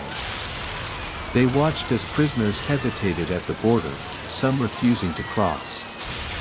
The reasons varied: fear, hope, love, or a simple desire for a new life. The observers documented everything, their reports becoming the silent witnesses to the human cost of war.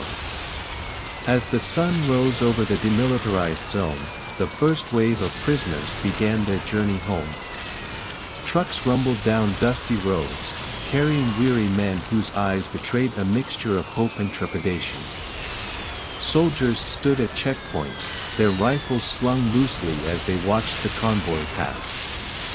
On both sides of the line, this was a moment of cautious anticipation. For Alan Parker, the ride south felt surreal. He stared out of the truck, watching the countryside roll by. It was his first glimpse of the world outside captivity in 3 years. He thought of the letters he would write to his family, the meals he had dreamed of while surviving on scraps, and the friends who had not made it this far. Yet, a part of him remained guarded. Freedom, he knew, did not erase the memories of what he had endured.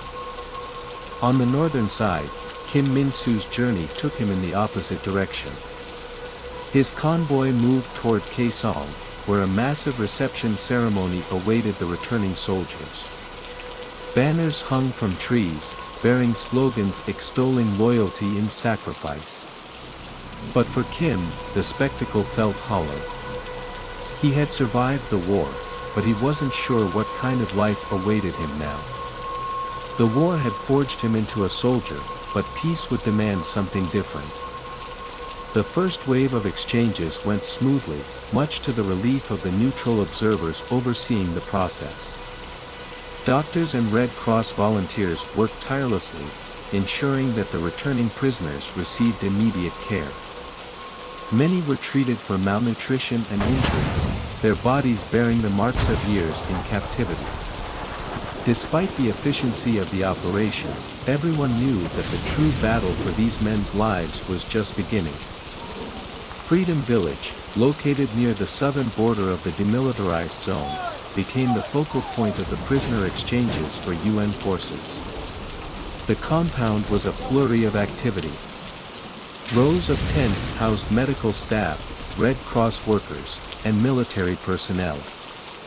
Journalists, armed with cameras and notebooks, documented every moment, eager to capture the human stories behind the operation. Alan was one of the first to arrive. As he stepped off the truck, he was greeted by a flood of emotions. A nurse handed him a cup of hot coffee, and the simple act of holding the warm cup brought tears to his eyes. He was quickly ushered to a medical tent, where doctors examined him and took notes. The questions were endless. Had he been tortured? What was his health condition? Did he remember anything about his captor's methods? After the examination, Alan was taken to a debriefing area. He joined a group of fellow former prisoners, some of whom he recognized from the camps. Their conversations were a mixture of relief and sorrow. Some spoke of families they hoped to reunite with, while others worried about what lay ahead. Alan remained quiet, letting their words wash over him like a tide. For Kim Min-soo, the experience was starkly different. His convoy reached Kaesong in the late afternoon, and he was immediately taken to a processing area. The North Korean officers greeted them with warm smiles, but the atmosphere was heavy with unspoken tension.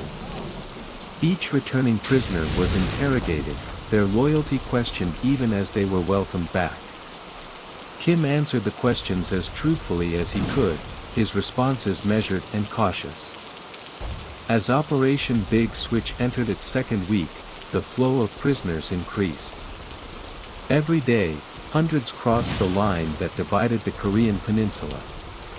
Each phase told a different story, of survival, resilience, and the cost of war. For many, the crossing marked the beginning of a new chapter, but for others, it was a reminder of everything they had lost. Alan Parker found himself at a crossroads.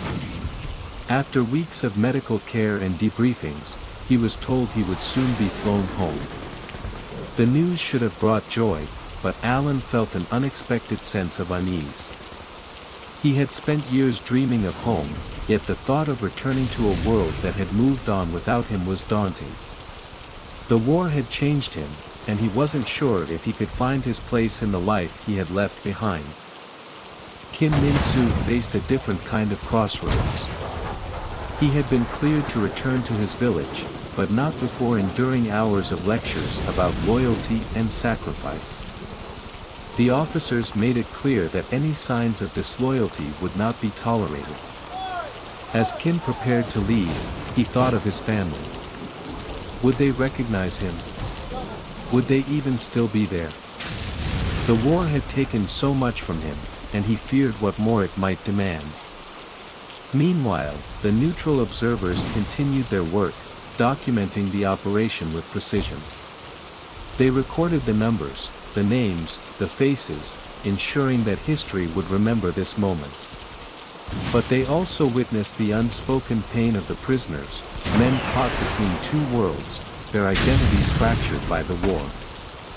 As the prisoner exchanges progressed, the operation became a battleground for propaganda.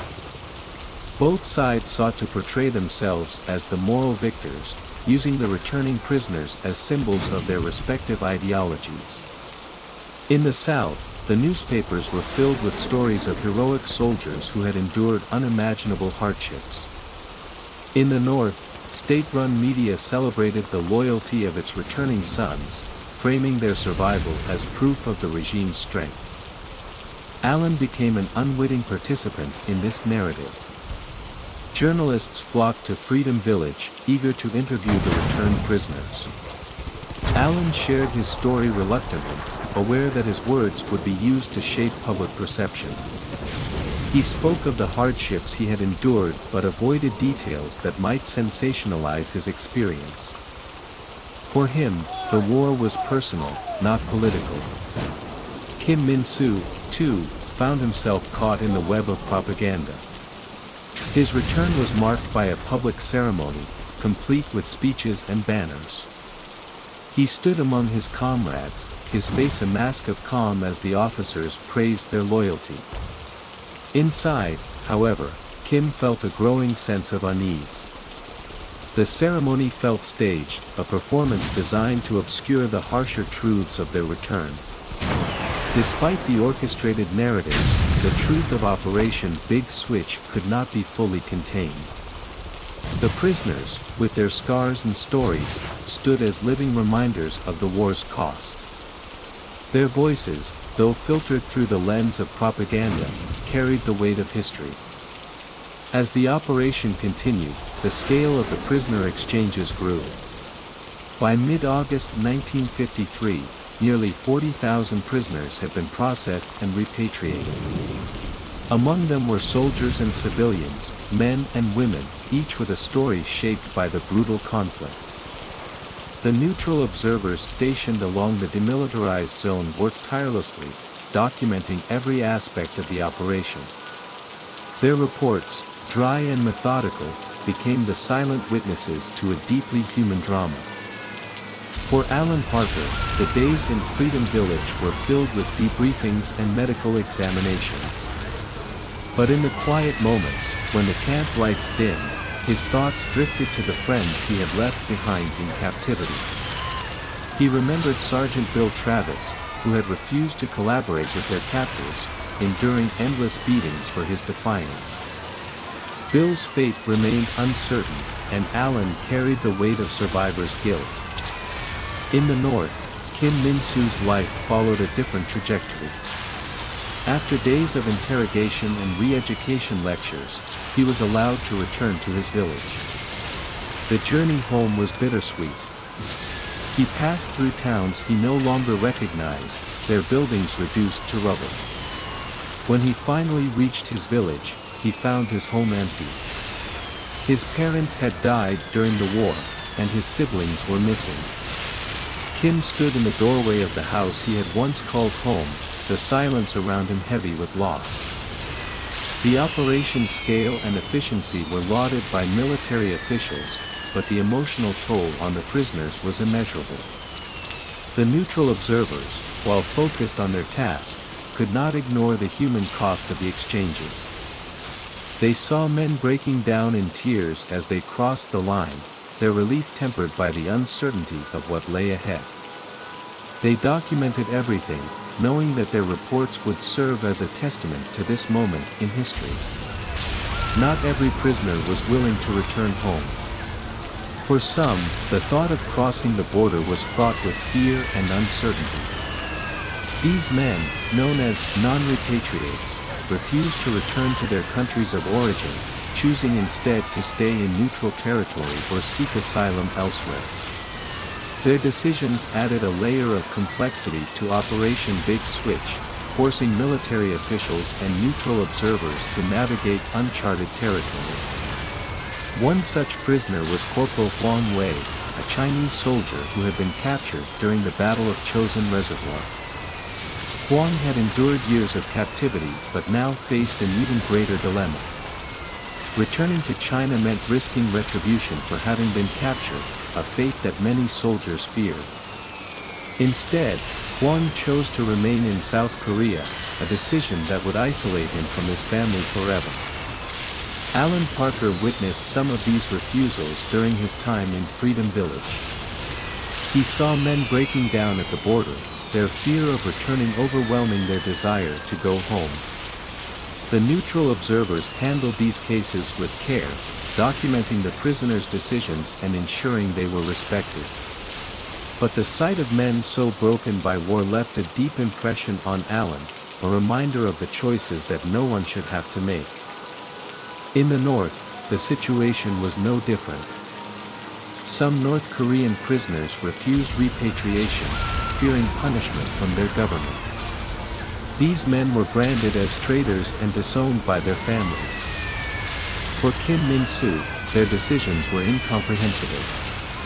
Loyalty to the state was a cornerstone of his identity, even if it came at great personal cost. Yet, he could not help but wonder what kind of life awaited those who stayed behind. The days turned into weeks as Operation Big Switch progressed. The exchange process became smoother, but the emotional weight of the operation grew heavier. For many prisoners, the journey home was haunted by the memories of their time in captivity.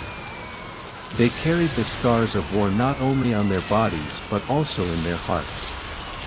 Alan Parker spent his evenings in Freedom Village writing letters.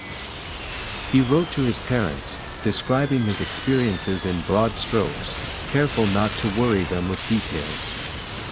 He also wrote to the families of his fallen comrades, struggling to find the right words. But there was one letter he could not bring himself to send, a letter to the parents of Sergeant Bill Travis.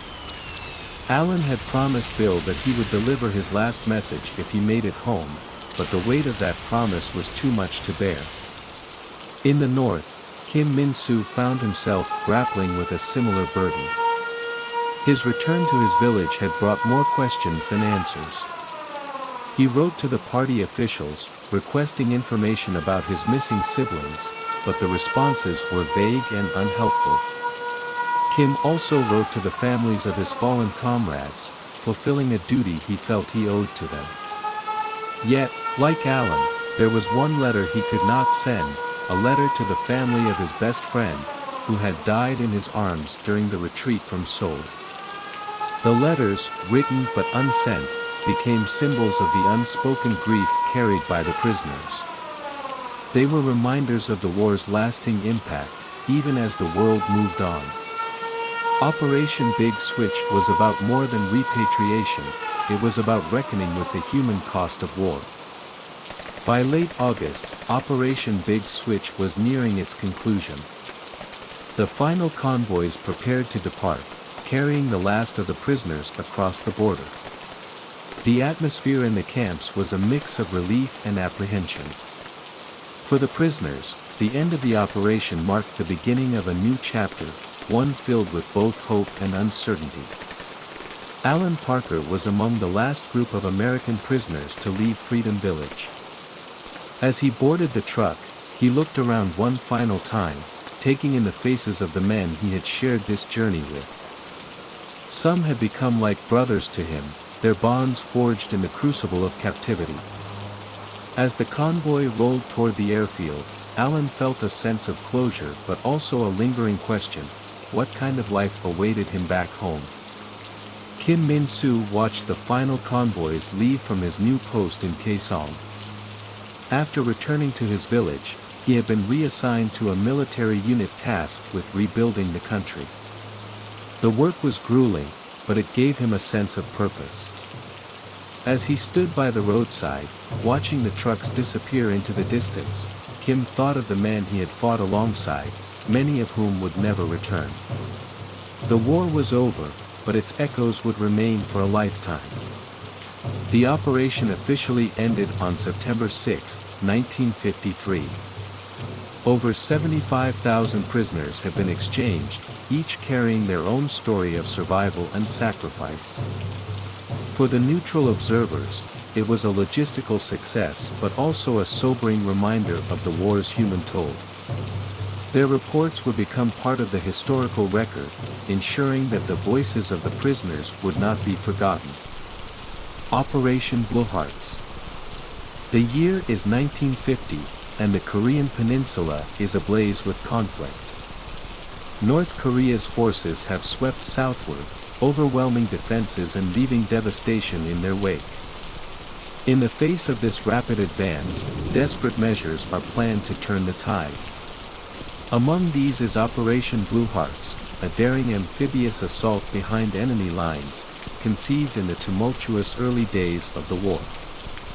Though ultimately replaced, this plan shaped the strategies and stories of those who lived through it. In the quiet dawn of June 25, 1950, the tranquility of the 38th parallel shatters.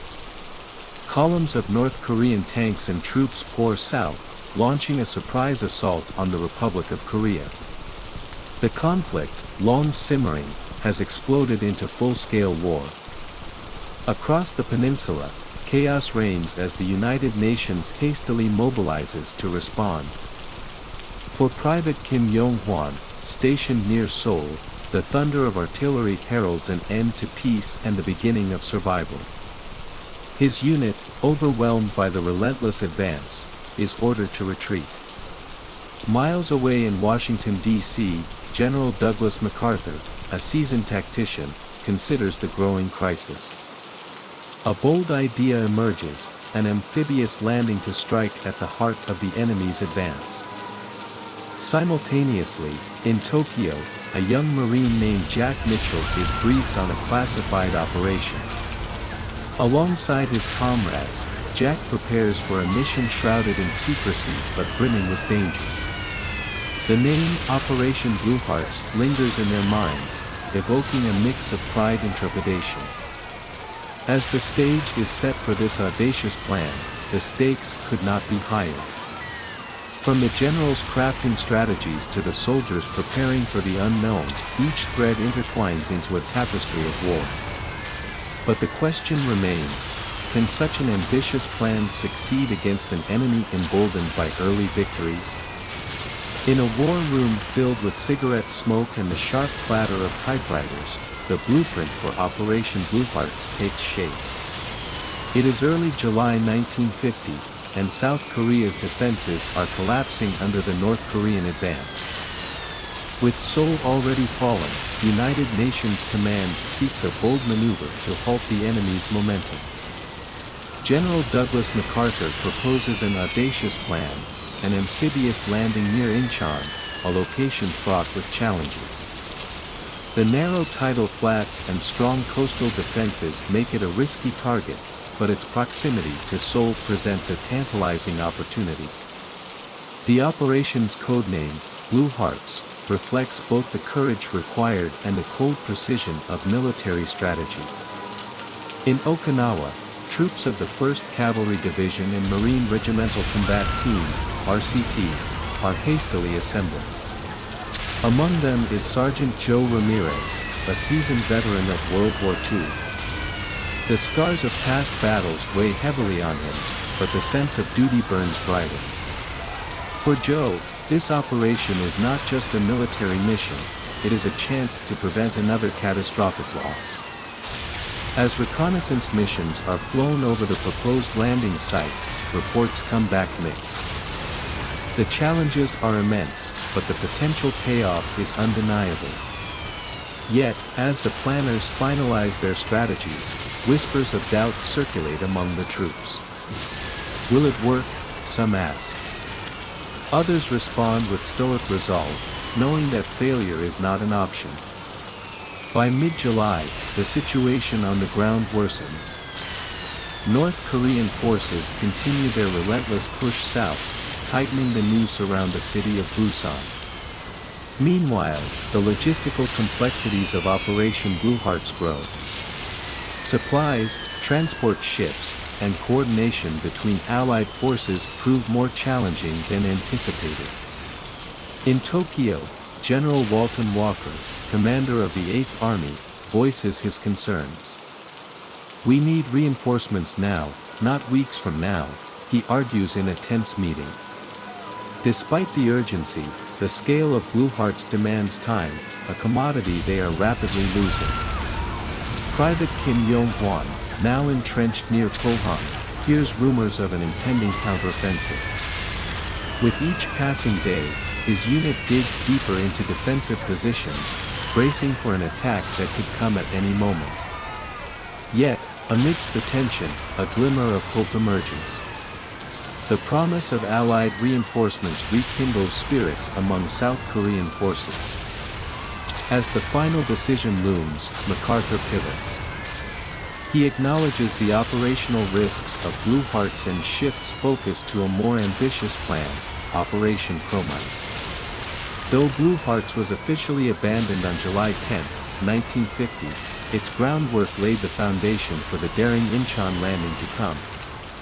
The troops mobilized for Blue Hearts find themselves redirected. For the Marines, this means preparing for future amphibious operations, honing skills that will soon be tested at Incheon. Sergeant Joe Ramirez, frustrated but determined, rallies his men. This isn't over, he tells them, knowing that their role in the war is far from finished. For Private Kim, the abandonment of Blue Hearts means the long-awaited reinforcements are delayed. Yet, as the 1st Cavalry Division finally lands at Pohang on July 18, 1950, the tide begins to shift. The sight of American troops, heavily armed and resolute, bolsters morale among the beleaguered defenders. In the corridors of power, Blue Hearts becomes a case study. Analysts dissect its strengths and weaknesses, recognizing that while it failed to materialize, its lessons are invaluable. These insights shape the plans for Chromite, ensuring that future operations are executed with precision. As the sun sets on Blue Hearts, its legacy lingers.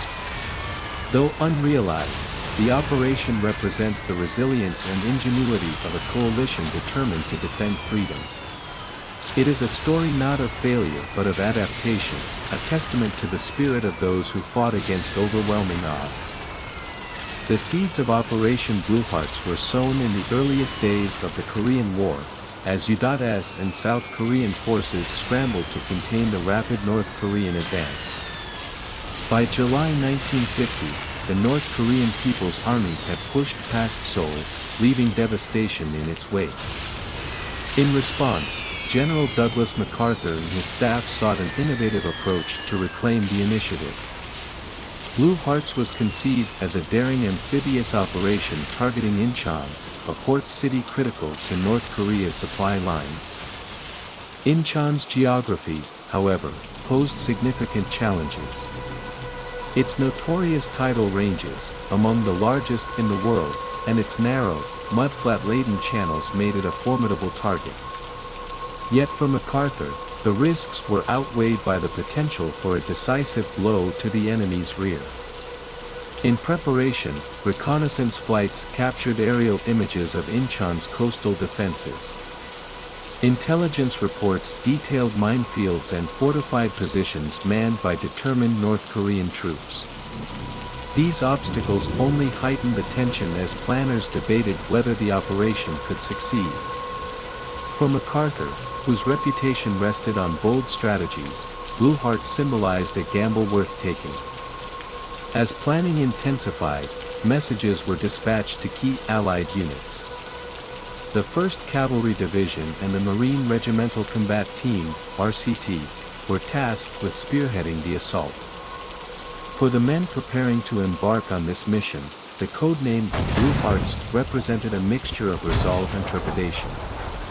The days ahead promised to test their courage in ways they could scarcely imagine.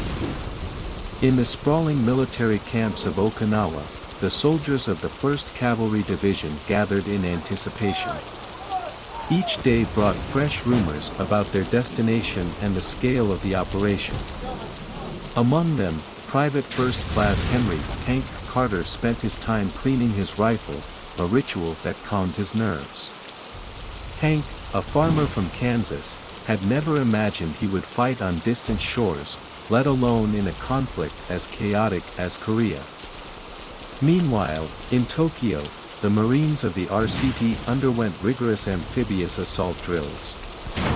Sergeant Joe Ramirez led his men through simulated beach landings, barking commands over the roar of engines.